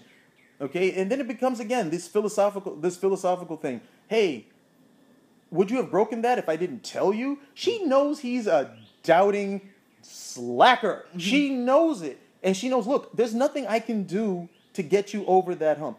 She tells him, either you believe it or you don't believe it. It doesn't matter meeting me or anything of that nature. Even though she knows he's the one, it's the cosmic balance, and it's broken into three things: fate, chance, and free will. Okay? She's able to see the fates without any problem. Okay? And then, of course, there are these chance things that will happen. Just by chance, this guy's going to be a betrayer. This sort of thing right over here. But, okay, it's his free will at the end of the day that's going to determine whether or not he's going to complete all of these things. Okay? So she can't make the decisions for him. It's like, look, yeah, you could be the best dude on the planet, but if you decide to sit in your room and continuously doubt yourself, which is still part of your human nature, which is still one of your impulses, you're led towards doubt. That's one of the things that's getting you out of the matrix, but it's also one of the things that's stymieing your full potential. Okay? Like the Latin says right there, know yourself. The second that he allows himself to fully know himself, he'll be fine. So this meeting, to be quite honest, is perfunctory for her. Right. It's like, okay, yeah, we're going to meet and this, that. It's like, look, I know you're the one. Anytime you want to do it, baby. And he's like, well, how do I do it? Show me how I do it. Believe in yourself. That's it? It can't be that simple. Right. It can't be that simple. No, there's got to be some other stuff. More training. More training. And what's great is that she does, like, in this movie has a long list of This is great. She's like, let me open up your mouth. Let me do this. And he's believing it. He's like, right. Let me check your hands. A great foreshadowing. So we have the foreshadowing of the boss who tells them, you think that the rules don't apply to you. You have the foreshadowing of Morpheus. That it's a literal foreshadowing of a scene in the end. You said like the rules don't apply to you. Right, and the bullets, you won't need to dodge bullets. Trust me, if you really get what I'm trying to tell you, you won't need to dodge bullets. Well, for those of us who, there's a great film. It's a cult classic. You may have seen it. It's called The Last Dragon. Okay, the Matrix, whether it realizes it or not, lifted a lot of what's going on here from The Last Dragon. Either just symbiosis, right. Okay, or somehow some type of temporal mind reading. Right. Okay, but it's the same thing. You have this character who's looking for the master. Okay, and they're telling him there's only one master. You've looked everywhere except one place. His master tells him, you're ready. You're the master already. He's like, no, there has to be another level. There has to be more training. He's like, no, there's only one place that you haven't looked, and that's where you're going to find the master. And he's like, well, where can this be? Oh, I never looked inside. I never looked in myself. And the second he does that, he's able to catch bullets with his teeth. No, and exactly, when she gives him the great foreshadowing, because he's like, look, he's like, I'm not the one. He's like, okay, no. Okay. And she's only like mirroring back what he's saying. So I'm not the one? No, apparently not. Right? He's like, so, you have the gift. She's telling him again, you have the gift, but it seems like you're waiting for something. He's like, what? Your next life, maybe. Who knows? Which is like this great foreshadowing. She sounds like a guidance counselor. Like I've seen these guys so many times. Like, look, I already know. If I try to give you the impassioned, Morpheus already gave you the impassioned, hopeful speech, right. And you're not believing that. Right. So it's gonna boil down to you. But she does a really good job. This is your grandmother. Yeah, but again, she tells him your next life, which is a foreshadowing of his death, and it isn't until he dies that he's truly reborn for the final time. So she says, you wait for your next life, and he literally, after his next life, he becomes the one. Yep. After he loses life in the Matrix, which is him relinquishing... I forget the name of the actress. All of his doubts. I mean, because she's smoking here, and I'm trying to remember if she died of a heart... I think she died of a heart attack, not cancer. Okay, so we only got to see... And again, there was another thing with Revelations why it didn't work to a certain extent, because she did such a great job here, and then when we see her again in the next film... And I believe she wasn't feeling well, but she was still able to come in and do the sequences there. So they were still able to do that. And then in the third film was a totally different actress who didn't even look like her. Yeah. And then they tried to play it off, oh, well, I had to take a new form and be reborn. It's like, you're not her. Okay, you don't look like her. Well, I'm glad they did that. At least to acknowledge it in that meta way. Nah, I would have been happy if they at least tried to get someone who looked like her. It's not her. I mean, you know what I mean? I love that actress as well. And I'm sad she or passed. just don't bring her in at all, because other than that, it's like, look, it's bad enough it's not her. Right. They would do that on like soap operas. They would do that on other shows where, okay, the lead actor or actress decides they're going to leave. Mm-hmm. Oh, the woman in red. That's where he got the image. So see, she made another appearance. She made 2 appearances in the film. So Mouse is distracted, which is part of the reason why he dies. Other than that, his character was just ancillary. Well, he dies because he's betrayed, like with everybody else. Yeah. So now they're back. He's got his message from another one of his major helpers in his journey. Morpheus looked at the camera there for a second. That's cool though. He was looking sharp.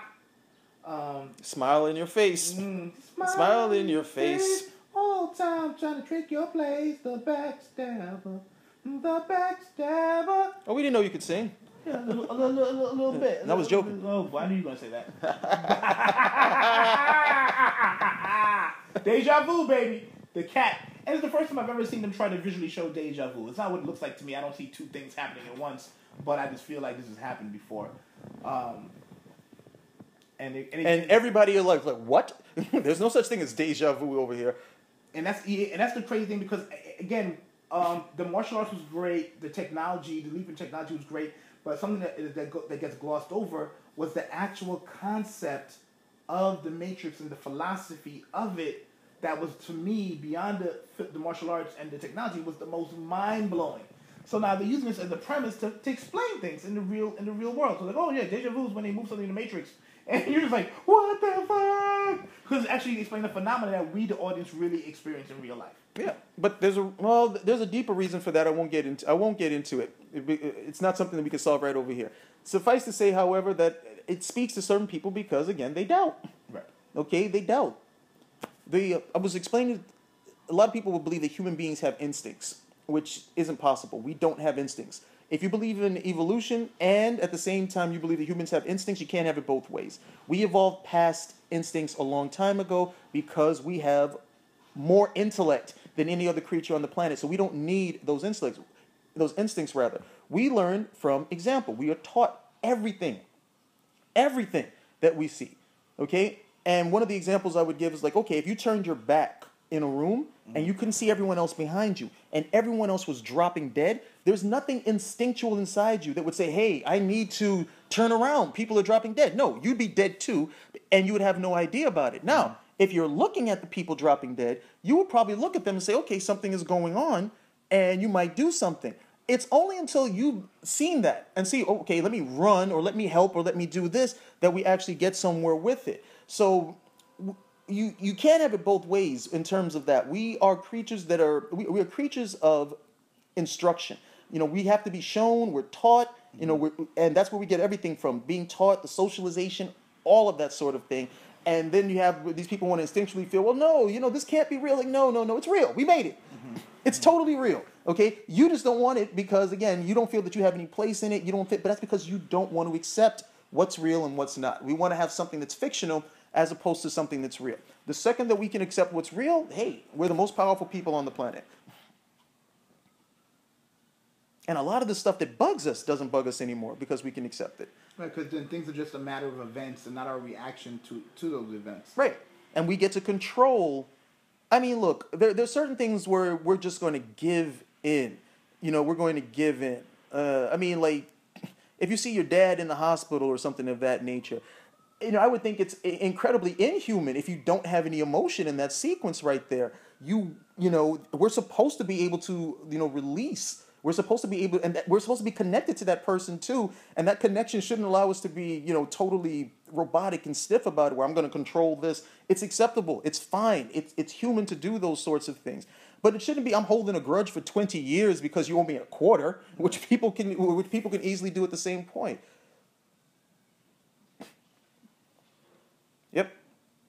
Yep, go ahead. And that was a good scene because we never realized, did he sneeze because the dirt, you know, was in his face? Or did he sneeze because he was trying to give him up? Mm-hmm.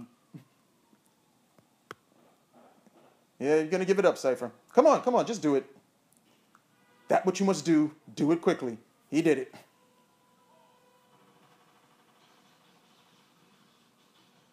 Man, these guys have really poor aim. So we're about to get into the Morpheus versus Agent Smith fight, which is, in most movies traditionally, this is the big fight, okay? Because it's the two best fighters against each other. This is what we want to see. However, Neo is the one, okay? Neo is the one. That's the guy that they're after. That's where the fate, everything rests upon it. And what does Morpheus do? No, okay? And again, this is the strong masculine influence. This is my son. I'm not letting you have him. I'm going to put myself on the line, get him out of here. I'm going to throw it all up. Any father on the planet understands this. I would rather be dead, okay? As long as I know that he gets away and that he's safe, no problem. So we have that portion right there. But in addition to this, we get an explanation, a really quick explanation of why they run when they see these agents, okay? These guys are incredibly tough, okay? They don't feel pain. It doesn't matter how big, you know, how fast these we are, or rather how the people who have been released are, Neo, Trinity, those guys. because these guys are on a totally different level. We can't affect them. We don't have the power to affect them. We don't know how to affect them. So the whole fight scene goes down, and it's over before it starts. And the bigger thing is that not only is he fighting a superior force, and this is what I remember. There was an old comic with Spider-Man, and he's fighting against this villain, and the villain is 20 times stronger than him. Okay, she can lift like 80 tons, and Spider-Man can only lift 10, but he's beating her all over the place. And she's like, no, it's not fair. He's like, yeah, it'd be fair if we were fighting in a broom closet, right? Then it would be fair. And that's what he's doing effectively. He doesn't have room to maneuver. He can't run. He can't use the environment to try to get away. The environment's actually against him. Okay, and he's fighting a superior force. And he's doing the best that he can. Okay, he's doing some nice moves, but again, what can he do? Right, and he's there to also set up the fact that you don't want to mess with an agent. Right. So we see what it was that Trinity was running from, and this is the top guy. Right. Okay, this is the top guy, and at no point does Morpheus the guy who believes the most. Right. Morpheus doesn't stop fighting. Okay, he's still trying at this point, but it's a superior force. Okay, he's all dusted up, but that has nothing to do with the fight. It has nothing to do with the fight. He'll fix himself, and he's like, great, it's over. Right? Now, in the second, when we get to the Matrix Reloaded, Morpheus again fights an agent, and these are upgrades. And people are like, oh man, he's fighting an upgrade. It's not supposed to be this, it's not. No, it was different. Okay, one of the biggest differences is that Morpheus in that second fight has room to freaking maneuver. It's not like he does any damage or really punches them and draws blood. It's pretty much the same fight over here, but he has more options. Okay, he has things what the agent has to contend with as well as him. He can keep this guy off balance a little bit. But Morpheus' power comes from belief. So for me, I just took it like his belief has been super validated by the fact that he found the one. He is the one. He's flying. He's like, that means I can do even more. So he's just emboldened by it. He's like, yeah, we're going to win.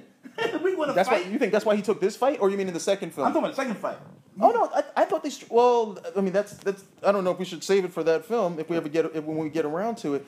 But the whole thing I just saw there was a totally different fight. It's like me fighting. I mean, look, if I fight some dude who's twice my size and like 40 pounds heavier, and I have no room to maneuver, I'm gonna lose. I'm gonna lose. Eventually, he's gonna get his hands on me, and that's it. That's just physical strength. That's like a boxing ring. You run out of room. You have to have enough room to maneuver to try to outlast this dude if he's a superior fighter in certain instincts. In certain instances. If you don't have it, then you're downed. So go on. Here we go. We saw the 30 pieces of silver was a nice steak, and the betrayal comes in. Oh, but don't worry. Tank is tough. He's a real tank. Dozer. The funny thing is, Dozer was bigger and stronger, was not it, but I guess maybe he gave him a more concentrated blast. But again, this all goes back to the whole setup. Neo is the one. Okay, Neo is the one. All of the stuff over here doesn't matter because he's fated to do this. Why? Because the second he believes in himself, everything is going to happen. He's going to be given every opportunity, every instance, every accommodation, every excuse, every moment, so he can finally get to that point of belief. And then we understand what this is really about. Why is it that Cypher is such a bitch? Because he's wanted her, and she's been looking at this other dude the whole time. There's no love for him. Oh, you're saying that's why he betrayed them? Of course. Wow. This dude is coming over here. He's like, hey, Trinity, I used to watch you, and I used to do this, but you never saw me, Trinity. I'm in the real world over here fighting with right you. No, you saw this guy over here. He wasn't even there yet. Right. Okay, you're all into this guy, and what? You think this is real? Okay, you want to be with him? Go ahead and be with him, but you're all going to be dead anyway. Okay, and I'm still going to be alive, living it out. And trust me, one of the things he would have probably wanted if he was put back into the Matrix, okay, would have been her. I want to, do that, and he would have been fine with it. He's like that guy who can go home and, make love to a blow-up doll or something of that nature. That's how bad it is. Okay, so again, Trinity does not understand. Trinity does not understand what was going on with Cypher. Okay, the same thing that Neo doesn't understand what's going on with her. We do not see the person who's fully invested in us because we're not looking. Mm-hmm. That person might as well be around the corner. We just don't see it. And then this sequence over here was hilarious. He's like, well, Pops. He's the bastard son. He's like, well, Pops, what are you going to do now, huh? I heard all your pompous BS and this, that, and the other. Well, look, okay, I'm not with any of this. And then also, like, you have a Cypher sit with the headset, which kind of looks like horns, which really makes with his maroon shirt. I mean, the whole satanic aspect. Yeah, so he really looks like Lucifer, right? Yeah, that was sort of like what they did with was it Anne Hathaway in The Dark Knight Rises, where she couldn't be Catwoman, but they had the stuff on her head so it would look like cat ears, but she couldn't be called Catwoman. Yeah, and then notice where the hole is, right? Over the heart. Right. Yeah, he's heartless. Yeah, heartless bastard at the end of the day. But why? Because there was no love for him. The one that he wanted doesn't know he's alive. Okay, that's the way it boils down at the end of the day. And they get taking him out. And then isn't it? I heard a rumor that Keanu Reeves played both roles. He played Switch and Neo. No. Not like this. No, not like this. The technology wasn't there for that sort of thing. No, I remember how you. That could look like him. That could really look like him. I remember how you laced into it. You're like, yeah, just get rid of her. You weren't any. You're like, this is great. I love that. These are characters put here just to die. APOC. Did APOC even have a line? He was dead. Mouse had more lines than APOC. And these guys have some pretty cool names too. Like, okay, APOC. Okay, great. What you gonna do? Die. Switch. What are you gonna do? I'm gonna be switched off. Mouse. What are you gonna do? I'm gonna be meek and die.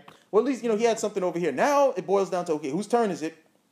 And mind you, there's going to have to be some sort of miracle, right? Okay, other than that, you're going to be dead. All right, he's talking all this stuff. Right.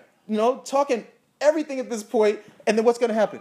A miracle. And the miracle it doesn't happen inside the Matrix due to Neo's power. The miracle happens in the real world. Just, We don't know that. I mean, the real world being where it's No, remember, we say like it doesn't happen because of Neo's power. It does. Why? Because Tank believes. He believes he's the one. Okay, so all of that belief, like, no, I got to get up. This is our chance. This is our chance to free humanity because we found the one. Right. Okay, so all of that plays into it if you believe. That even goes with the story, too. If you want to go, conspiracy theory or Doubting Thomas route, that's something else. But this guy believes that they found the one. When he sees Neo and he sees everything that he's doing, he's like, yeah, I'm excited and this. And then he gets hit.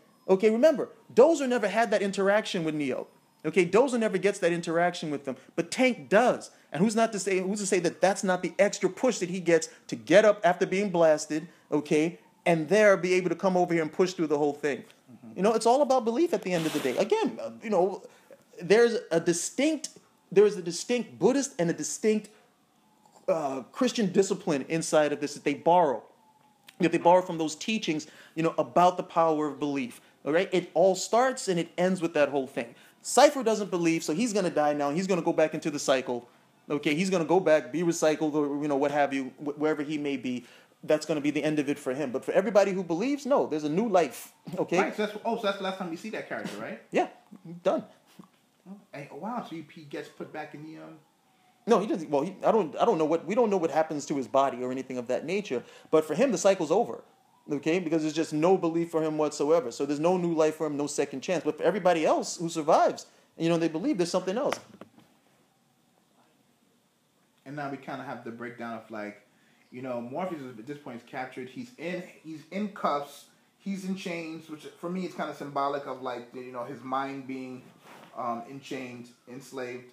Which it is. And the Agent Smith, now we get more into the world building that Agent Smith is something different from the other agents and makes him a little bit more of an interesting villain because we're now given intense backstory as to why he intensely hates these guys and why he wants to complete his mission of destroying Zion. Because once he can destroy Zion, he can get the frick out of the Matrix. He doesn't have to be in the Matrix any longer. He's free. Right. Okay? His freedom only comes when these guys are gone. Right. Okay? But these guys are it's like you guys are like, gamma irradiated roaches. You won't die. I can't find you and you won't die. And he's tired of the being in that fake world. The smells, the impulses, everything is driving him insane. It's driving him to the point that he wants to run his hands through Morpheus' bald head and smell his sweat and put it up to his nose and not be disgusted by it and actually talk about how gross it is. It's like somebody farts and you go near a person to smell the fart. You're like, oh my God, you just fart. It's disgusting. No. Why would you do that? This is a clean show. We don't talk about that stuff. About farts? No, we don't talk. We don't do gross out humor here. We don't do it. Mm-hmm. Okay, that's why you're a guest. Oh my goodness. If you want to be brought back, you got to keep it clean. Okay, we apologize for. Actually, I'm not apologizing for anything. Okay, because I didn't do anything wrong. That was all Professor C.A. Professor BX. C.A. Professor BX. So now, well, you should be able to take this. This is more along the hero's journey. Okay, so so now they're at the point where they're about to sacrifice. We're showing the dead bodies of the other crew members, and we're about to see the big decision, and they're realizing that Morpheus has the codes, so they have to kill Morpheus by just unplugging him, so to protect Zion. And he's like, look, this is what Morpheus wants to do, and this is where Neo steps up. He doesn't necessarily believe he's the one yet, but his belief is growing because of what the Oracle told him. She said, look, it's going to come down to you or him, and who lives and who dies is going to be up to you. He's seeing it play out, and that gives him the encouragement that, okay, look, this is what happened. This is what I was told. I may not be the one, but I believe that I can do something. What do you believe? I believe I can get him out. Not necessarily become the one, but just because I believe it. I believe that's what I'm here for. No, because I'm the one, but I don't want to believe it all. I'll just believe enough so I can get him out because I'm still slacking. Right. I'm still slacking. If you believe you can get him out, you're the one. Right. Good grief, man. It's like, like some serious baby steps. This dude is going to die. No, I'm not the one, but I can get him out. What's the difference? What's the difference, Neo? Come on, man. Come on. Okay, but again, it works because it works for people who are not like myself, okay? It works for people who need that incremental, that, steady, like there, come over there, and then finally they get there. For me, it's a little, I can't say it was incredibly frustrating in the film. Over watching it more than once, it's kind of like, dude, come on. You've been the one from the start. Why? That's why you got selected. That's why you're able to do all this stuff. That's why this guy's risking his life for you. That's why you have these beliefs. The Oracle's over here fiddling around with you. She gave everyone else what they needed because they needed it. You don't need anything. That's why she's like just giving you, that's why she's just giving you back whatever you say to her. So the belief aspect, oh man, the belief aspect is just really, really important, Neo. And he's about, what? He's about like 1% there, right. 2%, right. Okay? But hey, we'll see. We all know he's going to go back in. He'll get the whole thing done, and then, of course, he's going to doubt some more. What I did like about the scene was that they didn't kill Morpheus, okay? And they were getting ready to pull the plug on him on both sides. The agents don't kill him because that's good writing. The agents are like, well, look, our plan went awry, so they're going to probably pull the plug on him, unless they're dead. If they're dead, then we can probably get the codes out of him. So we're going to proceed. So that allows Morpheus to stay alive long enough for these guys to execute a plan. Mm-hmm. On the other side, the same thing. We've got to kill him. No. We're going to go in and we're going to be able to get him out. Okay? And the two best people, who? Why? The two best people, because this is the completion of the Trinity. Okay? The completion of the Trinity. So again, good writing. Good balance to the whole thing at the end of the day. But that's what happens, I guess, when you have all that time to work on a script. I don't know what they need to do. Maybe they need to say, okay, we're going to do movies, and this is going to be 5 years from now, and we're going to really be able to work on these stories, and it's going to be okay. They say they're like about, 7 different plot lines at the end of the day? So it shouldn't be that hard to come up with the story. I guess just the execution. It shouldn't have to take 5 years, but it's the idea that they had an amount of uninterrupted time. So maybe they parceled it out in a very comfortable fashion over the course of those 5 years. But they definitely did not have enough time to really give the following scripts that were shot back to back. The same kind of, and on top of that, they were like following up with the Animatrix and the video game development, which they wanted to play a part in all of those worlds to make sure that there was a continuity of intent and world vision and money and get that money right. Yeah, that's where a big part. Well, again, that's where a big part of it was just lost. The money. That's where a big part of it was just lost. Don't worry, Morpheus. Don't worry. You're gonna get out. Everybody's over here. They're coming for you. They're gonna be able to break you out. And the biggest reason they're gonna be able to break you out is because of what you've done as a strong masculine influence. Okay, we're not going to come over here. No, I'm not going to leave this dude behind because he wouldn't have done this. He wouldn't have done this to me. Rather, he would do the same thing for me. He's going to come in. He's going to try to get me out. He put everything down on the line. Okay, he stepped up, and now, as I said earlier, as human beings, we do what? We do what we're taught. We do what we're shown. He stepped up for me. Now I'm going to come over here and step up for him. Now everybody is going to find something. The same way that Morpheus dug deep, okay, and said, I'm going to come over here and go and fight an agent, which they never do, okay, which they never do. Now, we're going to actually do something that's totally hasn't done before. We're going to come over here and try to break in and break somebody back out in this particular manner. So don't worry, Morpheus. Your example, okay, your example is going to be followed, and it's going to come back, and you're going to be rewarded for it. Unfortunately, it's going to fall apart by Revelations, but hey, or really by the end of Reloaded. And so now you look, the camera's tight on Morpheus, and he's like, "Oh man," Tank's like, "Hold on, Morpheus, they're coming for you." And we have this great scene where like they're coming to rescue him, and for me it was a little bit of a throwback to a Terminator scene where the Terminator goes into the police station and it's kind of like dun dun dun dun dun dun as he's walking to the police station because he is going into the heart of the highest form of authority. There's nothing else. Like, what is going to stop you once you're going into the actual stronghold or the threshold? So this is actually like, I guess, and this is just me riffing right now, but like they're going into the belly of the whale, into the belly of the beast rather. They're going into the stronghold where the most resistance, the most terror, the most fear lies. They're going right into it, and they're attacking it head on. They're going straight forward toward their goal, which is to rescue Morpheus. They're not going in, sneaking in. They're not trying subterfuge. Neo says, "What do you got? What do we need? We need guns, lots of guns, because we're straight up going to go in there and shoot our way out, straight up, and get him and get out. He's going to complete his first mission." And the acting on Laurence Fishburne's part right over here is great. The eyes rolled back. Okay, he's being broken down. Okay, but he's still fighting. Okay, he is still fighting against this force that cannot be fought. He's still fighting. And again, two good actors, Hugo Weaving, Laurence Fishburne, great scene, the irresistible force, okay, and the immovable object. One of these things has to give out. What's going to give out first? We're never going to find out, okay? Because into the play comes finally, okay? He's starting. Well, I'm not going to steal his line, okay? But he's doubting less. He's doubting less, and He's more action oriented. He's taking like initiative. He's taking initiative for the first time. He's being a man. He's being a man. Finally. And he's using the guns, and he's being direct. He's not being passive.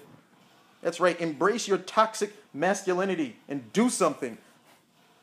By that, I don't mean anybody listening to go out and shoot someone either, okay? But take some damn action. Stop sitting on your butt thinking about stuff and do something. You don't like it? Change it, okay? And in a positive fashion. Yep, won't need that because I got a bag full of them.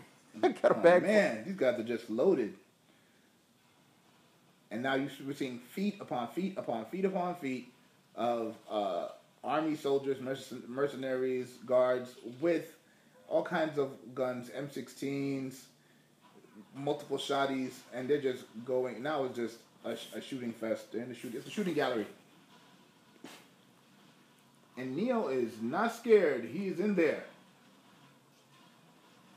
And posing. Trinity is being awesome. I think this is when she runs against the wall. I think that's to see where she broke her ankle. I don't remember. I don't know. She literally broke her ankle. She broke her ankle? Yeah. Oh man. Yeah. I had to shoot film for a little while. I think there's a scene where they actually in some of the background stuff where they actually show it. And she just goes. Yeah, I remember seeing some YouTube clip on that where you see her twisting and she falls and she's like, screaming like, "Oh no," because she broke her ankle. Yeah, and I think she's literally screaming, "Oh no," more so because of the filming. Right. She's like, "Oh no, oh no." Yeah, because look how much time they invested into this, and it's still your body. Right. And as much training as you've had, the wear and tear on the body, something eventually, it breaks down. You can only push the body so much as strong as you make it. So, I can get that. But a testament to how hard they worked. Okay? How hard they worked. So they come over, and every sequence, all of this that you see is them. Okay? You see this? That's Keanu. You see somebody running on the wall, looks like Trinity? That's Carrie-Anne Moss. That's her. If you want, right here, that's him. Okay? That's him. That's not a stunt dude. That's him. And then you have to add, again, we just get to see the final take. You know, we don't know how many takes, but you have to applaud these guys for the dedication, for the discipline, and it's one of the things that made it so good. I remember it was like the first Spider-Man movie, and they used so much CGI in that. I don't know if they would use as much now. So much CGI. And I was sort of disappointed because I was like, that's not, look, movies already aren't real. They're already fiction. So now we have fake, inside of the fake is pretty much where I was at. You know, there were no sequences of him really like swinging on a web. All of that was CGI.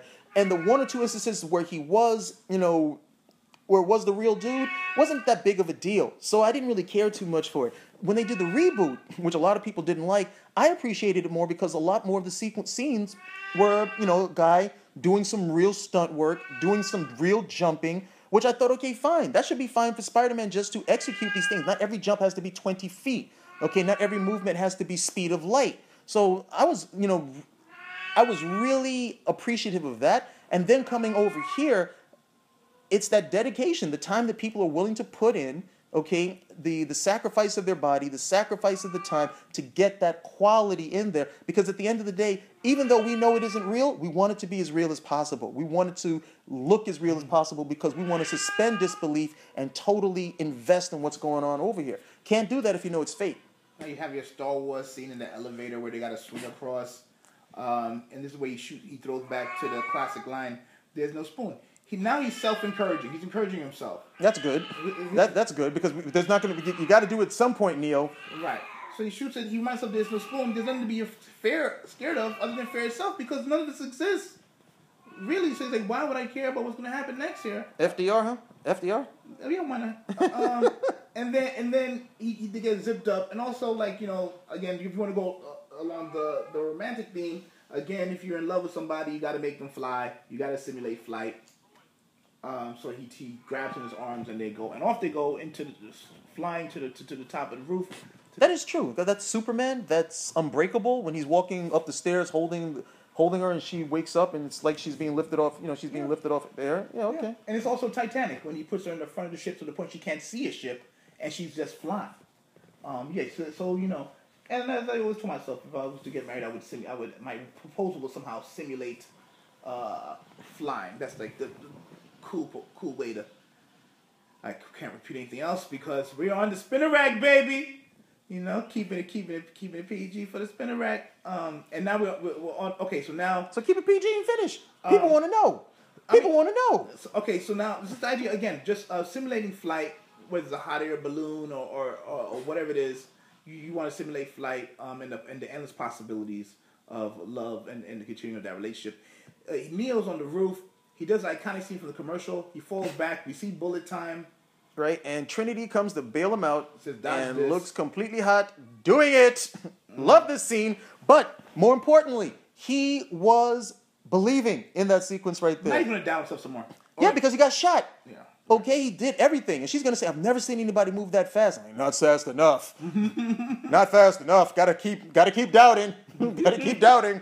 Okay, and again, it's part of the story. It's part of his character. It's part of the story and it's part of his character.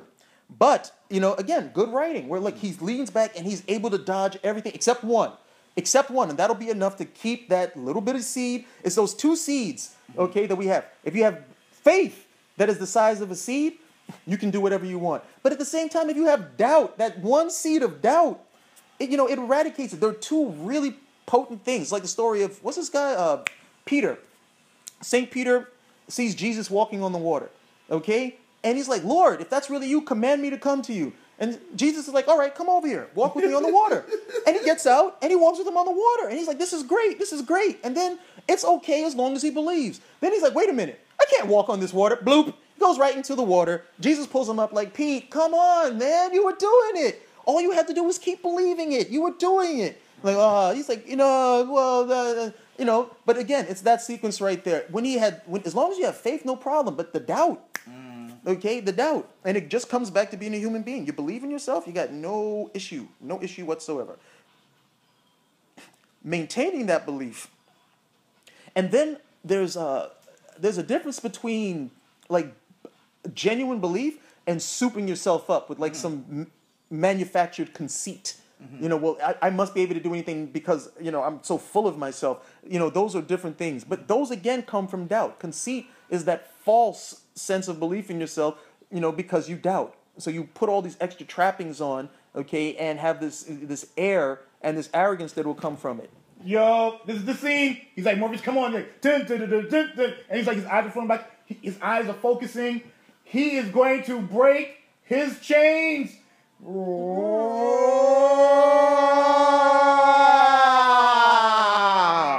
Yes. Yes. Yes. It's like, I'm out. Woo. This is why you paid for Laurence Fishburne to be in this movie. Okay, and the same thing. He's going to do what? It'll be everything except for one bullet. Yep. One bullet. Because if he didn't get hit by that one bullet, right, he would have been able to make the jump on his own. Right. So now what happens? Neo finishes it. Meets him halfway. They got to hold it. They got to be able to hold on. Hold on. I got you. All right? I've got you. Yep. Which now Morpheus... Which is symbolic of what? All that stuff that we're trying to get at. This is humanity. This is humanity at the end of the day, okay? Don't worry. I'm going to catch you, okay? Yep. I'm not going to let you fall. I've got you. The same way that I've got you. We're going to make it. We're going to get through this whole thing. And that's the beauty of this sequence because it only works if they all have faith in each other, okay? Morpheus has to have faith. I'm going to reach out over here. He's got me, okay? He's holding on. I've got you. We're going to make it. Trinity's turn is going to come up later because that plane's going to go down. He's like, wait a minute, I got to be able to save her, wrap everything around. And at no point does anybody try to save themselves. Everything is in the hands of the other person. That's us as people. When we do this, we're dynamite. We're amazing. Okay, when we know that this other person has our back, no problem. But too many of us want to be like that jackass Cypher. I'm in it for myself. I don't believe, blah, blah, blah, blah, blah, blah. But we're working together, nothing we can't accomplish. So like belief in self and belief in each other. But that's what it is. When we believe in ourselves, we're also allowing ourselves to believe in other people. Believe in humanity. Yes. The power of humanity. We're not believing in a lion. To believe in the power of our own humanity and in humanity in general. Yeah, we're not believing in a mosquito. And that was a great explanation. I always wondered to myself what was happening there. Was he like telepathically telling her and telling Morpheus to get up, or like what was? I guess it was He kind of clearly speaking toward that connection. Yeah, everything has to go. She has to cut that line. She just reaches out for the line. She doesn't know he's holding on for it. Okay, he grabs the line. He doesn't know she's gonna reach for it. You know, all of that stuff right over here. It all breaks down to belief. Okay, it all works only if they believe in each other. Other than that, nothing is happening. And this just seems like dun, dun, dun, dun, dun, dun, dun.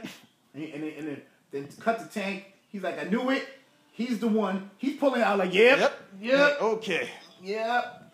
And then she's looking at him like, woo. Like she's like, you're my baby. You're You've grown up. You're so masculine. Morpheus jumps in. Do you believe it now? Like he jumps in the shot. Like, you believe it now, Trinity? You believe it now? now? He's like a proud dad. Like, that's right. It's like I saw the whole thing to fruition. Do you believe it now? She told you exactly what you need. He's trying to doubt, but the Oracle, like, no, she told you, don't think about it. So he told you what you needed to hear. Yeah, he needed a slap for that. But the Oracle, shut up, man. Shut up, man. Good grief! You do all this stuff over here, and you still don't get it. What's it gonna take? I mean, it really, you were right. It boils down to what the Oracle says. What? It takes like that, it's going to take that bullet. It's going to take that bullet in his next life for him to say, okay. But what? At the end of the day, what is it going to really take? It's going to take love. It's going to take to the point that, like, no, she loves him so much, she's not going to let him die. Okay? That's how much she loves him. I'm not going to let you die. That's how much I believe in you. Okay, because if you die, then this whole thing is wrong. The feelings I have for you are wrong, and they can't be wrong because I love you. Now get up and get back into it. But I guess after working with a certain type of age group for a period of time, and really trying to get them to espouse and trust in their trust in their decision-making ability, trust in themselves, to really get that portion done. This film is a lot of what you have to deal with that age group. And then, it goes back to, I don't know, Neo, I mean, he's a grown man over here, but he's still, I don't want to say man-child, or anything of that nature. But they say like the average person, the aspects of their personality are fully formed by the time they're 14, and that's because they don't grow anymore. They're not reading. They're not exposing themselves. They're not to different things. They're not taking risks with their intellect. With them, not with their body, like trying to jump off something. Healthy risk. Well, yeah, along those things, so they can actually grow. And everybody's with this, this BS evolution. We're going to evolve. We're going to evolve. It's like, no, changing your mind is not evolving. Okay, expanding your mind is evolving. You can change your mind easily. You want a steak? Yeah, sure. We don't have a steak. You can be rigid and say, I only want a steak. You can change your mind. Okay, give me the fish. That's not a big deal. Okay, evolve. And I'm not so big into it either. But really broadening your mind is something totally different. Okay. Now again, we have the phone booth. Phone booth is not operable any longer. Okay. He can run. He got a choice. No. This is symbolic. Okay, this is symbolic. Even his mentors are telling him run. Yeah, for me, again, very symbolic because he can't go back now. He can't be Clark Kent anymore. Okay, he can't go back. You can't be Clark Kent. Now you have to be Superman. Okay, now you have to. Nice. Okay, you have to engage. You have to go with everything that you're supposed to be. You have to be as strong and as powerful as you know that you can be, even if you're afraid to, because that's the only way out of this.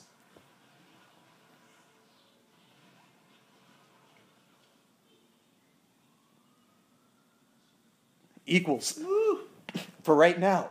Okay, this will equals. Right? We're going to be able to, you're going to be able to give me a good fight. I'm going to be able to give as good as I get. All right, we're on the same playing level. Because if not, they wouldn't have had to shoot him. Yeah. Woo. Okay. Now, all the martial arts heads in the house, I am certain that you will be able to identify a lot of these disciplines right over here. Okay? Definitely, the Taekwondo should be apparent. Hugo Weaving's style is karate without a doubt, okay? You can see it from the power, you can see it from the stances, okay? Not so much Kung Fu, which is going to have both hard and soft. He's hard, okay? Really hard, but again, a lot of people think that doesn't mean it's very effective. It's incredibly effective. In karate, the blocks, a lot of people who've never felt, you throw a punch, they throw a block, that block hurts. Everything hurts. It's like hitting a tree, okay, when it comes down to it. Kung Fu, however, allows you to be hard, but the softness to allow to lure the opponent into certain moves where you can then come back and apply even more punishment, more pain at the same of the day. Now, Neo's form, if you look at it, you can definitely see the elements of Wing Chun, where he's not, when he's most effective, he's not kicking too much above the waist.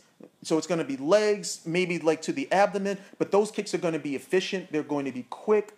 They're not going to be showy. And okay, the high kicks are, they're for movies and everything. But when you see him at his best, okay, it's those forms. And then, of course, yes. Okay, and now he gets a good shot from the agent before he gets into his pose, and you cut to Trinity, who's like his corner man. Yeah, but right over there, that was again. Well, at least the way I always took it, that was symbolic at that portion. When he goes over and he does that move, it looks flashy, but it's a switch. Okay, he's not doing external anymore. He's now I'm going to go internal. Okay. They're external exponents of martial arts and they're internal, meaning that they're these guys who are like incredibly good, but their forms are external. You can say that they've done everything dealing with the body. The internal guys are the guys who are drawing their power from breathing, from having these stances for, incredibly long periods of time. And there's where Neo, I thought he did the switch. Like, no, I'm going to go internal at this point. It's going to be more about what I can bring from the inside out, because I'm not going to beat this guy externally. External, he's the master when it comes down to it. It's not going to happen. And then we see, hey, internal, external, doesn't matter. It's not going to matter. This guy is just, you can't beat this guy on his level, okay? And you've been on his level. It's too much of a match. It's too much of a match at this point. Now, we got a Star Wars move coming over here. Let's see if you can identify it before we get it. Can you identify it? Well, he jumps up and hits the Yeah. Star Wars. Which film? See how cool you are. I don't know. Are you Professor CA or are you Professor BX? Oh my goodness. Okay, I don't know why you do this whole BX. It should be BK, you traitor. I know I was raised in BK. Nope. That was Empire Strikes Back when Luke Skywalker jumps out of the carbonite freezing pit. Oh, right. He shoots right out. Woo! And it's cool. Like, he beats... But look at why he's able to... sorry to cut you there. Right. But look at why he's able to get out. It's the same thing I was talking about with Morpheus. He has room to maneuver. Right. He has options. He's able to use the environment to his benefit. Right. It's no different than what Morpheus does in the second film. Right. Now, notice in the background, they flash to the 3. So he's not all the way there, but he's almost there. He's not 303 yet. But So we're going to see a 0 and then another 3? Yeah. I mean, because to the point, like, he doesn't just outright beat the agent. He fights him to a standstill. So, like, he's now definitely raised the game. Which, again, and I'll say again for Morpheus, this is all that Morpheus did in the second film. He fights him to a standstill. It's pretty much the same thing. He's able to knock him off where he just gets him off his back. Right. Okay, the guy immediately reappears, which is the fight that he has here, but he's not, it's not like he all of a sudden got some extra power and defeated him. Or, you know, it's still in line with what we see from it's still in line with what we see from these films here.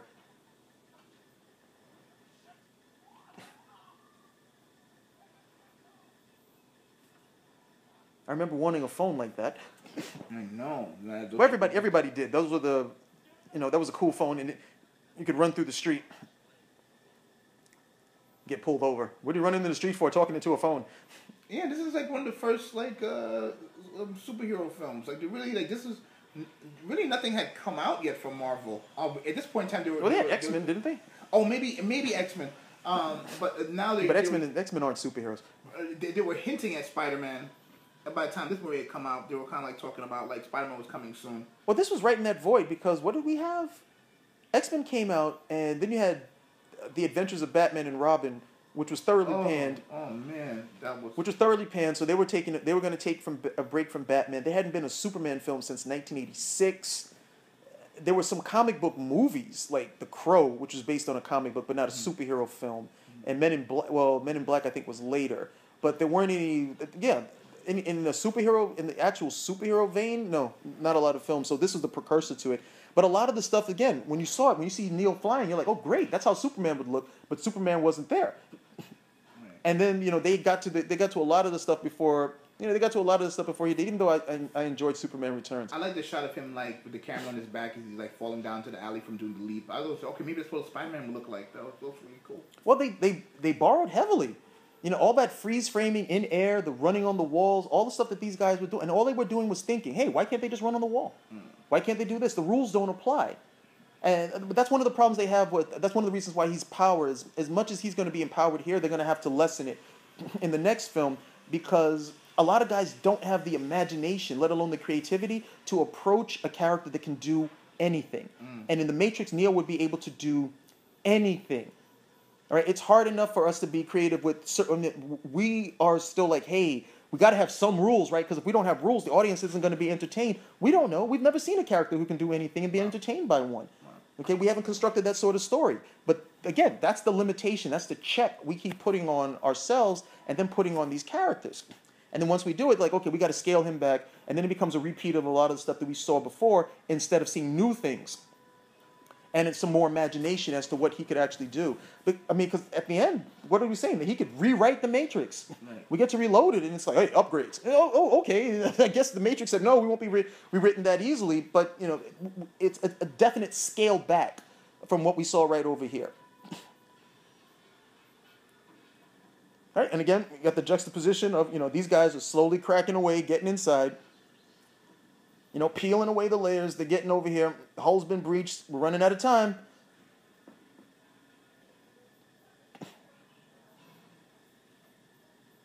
Back to the original and he's running hotel. He's running out of time. He's on the 3rd floor. Back to 303. Right into the lovely arms of the evil Aegis Myth, who's have the gun aimed at him and shot. Now, how did he know he was going there? Well, remember, early in the film, he was already there. He was already there. And why was he there? Because that was where Trinity was. Okay, and that was the setup point with who? Cypher. Right. Oh, right. So he already knew that was the spot he was going to go to. Yeah, he's got to unload in him. Okay, unload. 1 bullet's not going to do it. 2 bullets aren't going to do it. Okay, even he's realizing this guy is something different. Okay, I'm not taking any chances. I'm putting him down. I'm putting him down. If he was smart, he probably would have put one in his head. Okay, because that would have been the end of. That would have probably been the end of. Because again, this is all a simulation. Which is what Morpheus said. They have any idea what you are, they would kill you. Right. But he still doesn't understand. A bullet in the head might have been successful because I don't think his mind would have been able to surpass. I've been shot in the head. I should be dead. That's going to officially shut it down. The body shots. Oh yeah, this is something I can come back from. You know, because again, this is all a simulation at the end of the day that he's inside of. Right. So he's great now. Okay, got rid of him. You know, goodbye. Okay, and again, goodbye, Mr. Anderson. Goodbye, Son of Man. Because who's coming now? The one. Superman. She's like, I'm not afraid anymore.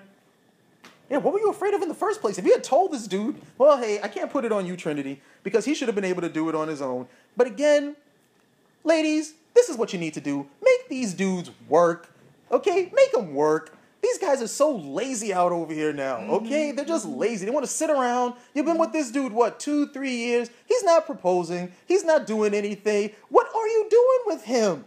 You have shown him everything that he needs to see at this point, and what is he waiting for? Leave him. Find a real dude, okay? When you find him, make him work. All right? These guys are just sitting over here waiting for this. Oh, I'm going to wait till enchanted love just falls in my lap. Hey, dude, it's not going to fall in your lap, okay? And if it does, you're going to lose it because you're so busy over here playing a damn video game. Get up, you slacker. Yeah, finally, that's right. See?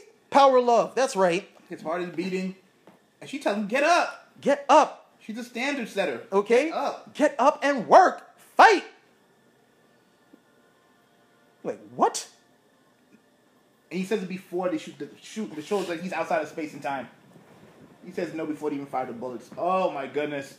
Oh, this is the gravy. That's right. You're the one. You're the last dragon. You're Superman. And all it took was what? All it took was belief in yourself. But in order for that belief to come, what had to happen? Love. Okay? Once you realize, hey, wait a minute. Okay, she actually loves me? Yeah, now I can do everything. The power of love. Of course he's the one. Of course he's the one. You knew it, Morpheus, even though we need you to say now it. he sees the Matrix, and I love that. My favorite scene is the scene now where Aegis Myth comes to fight him, and he's fighting with two hands. You realize, look, I don't have to fight him with two hands. And you literally see him thinking about it. Like, oh, he can see everything happening. He's like, well, wait a minute. I can do it with one hand. Yeah. He's not even looking at him. Like, what the frick? The speed, the grace, and the futility of all of his actions. That was the look on Neo's face. He was like, none of this matters. Yep. He was like, none of this matters. He's beyond haters. He's like, look, keep on hating haters. Like, okay. He's like, your Twitter feeds are not doing anything to me. Now, there's your big problem. Okay, right here. Oh, you didn't like that? No. That was fine because this is everything that Morpheus said. He was like, you're going to be able to do whatever the hell you want. You're going to be able to rewrite the rules. None of this stuff is going to matter to you. But this is the problem with doing a sequel.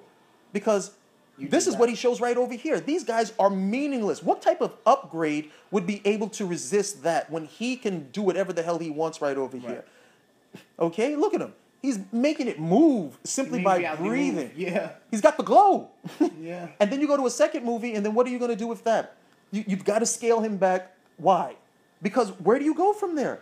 To to dance ballet like fight scenes.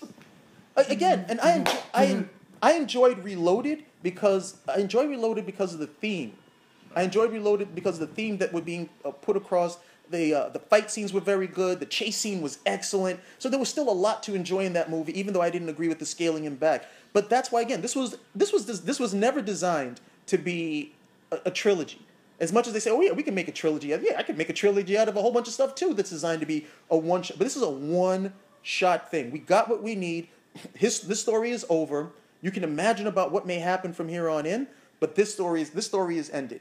Okay, Thomas Anderson is fully Neo. He's the one. Of course, those of you who didn't realize that Neo is also one, if you just rearrange the letters around, he's the one. We knew that from the beginning. He just had to believe it. He finds true love. Okay, Trinity's prophecy is actualized. Morpheus's prophecy is actualized. And then we get to the end right over here where he does, and I remember being in the theater watching, and he's telling them, look, I get it. I get it. And he's not coming across, it's more Jesus-like than anything. He's like, I'm not coming to beat you guys down. He's like, I'm not coming to beat you guys down. You're afraid of change. He's like, I get it. I'm not coming over here. I know you're afraid and so on and so forth. But we can't keep this going on, okay? This can't continue. This is wrong. And I'm going to show these people something that they've never seen before, okay? I'm going to bring these people out of it by showing them something that you can't refute with any of these things going on right over here, because it's something that doesn't exist in our real world as much as we dream about it and believe it. We know we can't fly, so when we see that, that has to throw everything out of whack. And then get that great build-up from Rage Against the Machine would wake up, and again, stepping out of the phone booth. Who steps out of the phone booth? Superman. Yeah. Superman steps out of the phone booth. He's looking around, all these people over here. I'm going to inspire them. I'm going to show them that you are much more. You are much greater than any of these trappings, any of these surroundings. And I remember being in the theater thinking, yeah, he's going to fly. I remember thinking that before he even did it. I was like, he's going to fly. He's going to fly. But seeing is believing, right? For a lot of people. Little smile. Looks up. Right? Yeah. He tells us exactly what he's going to do. So forget the leap of faith. This dude's flying. Come on!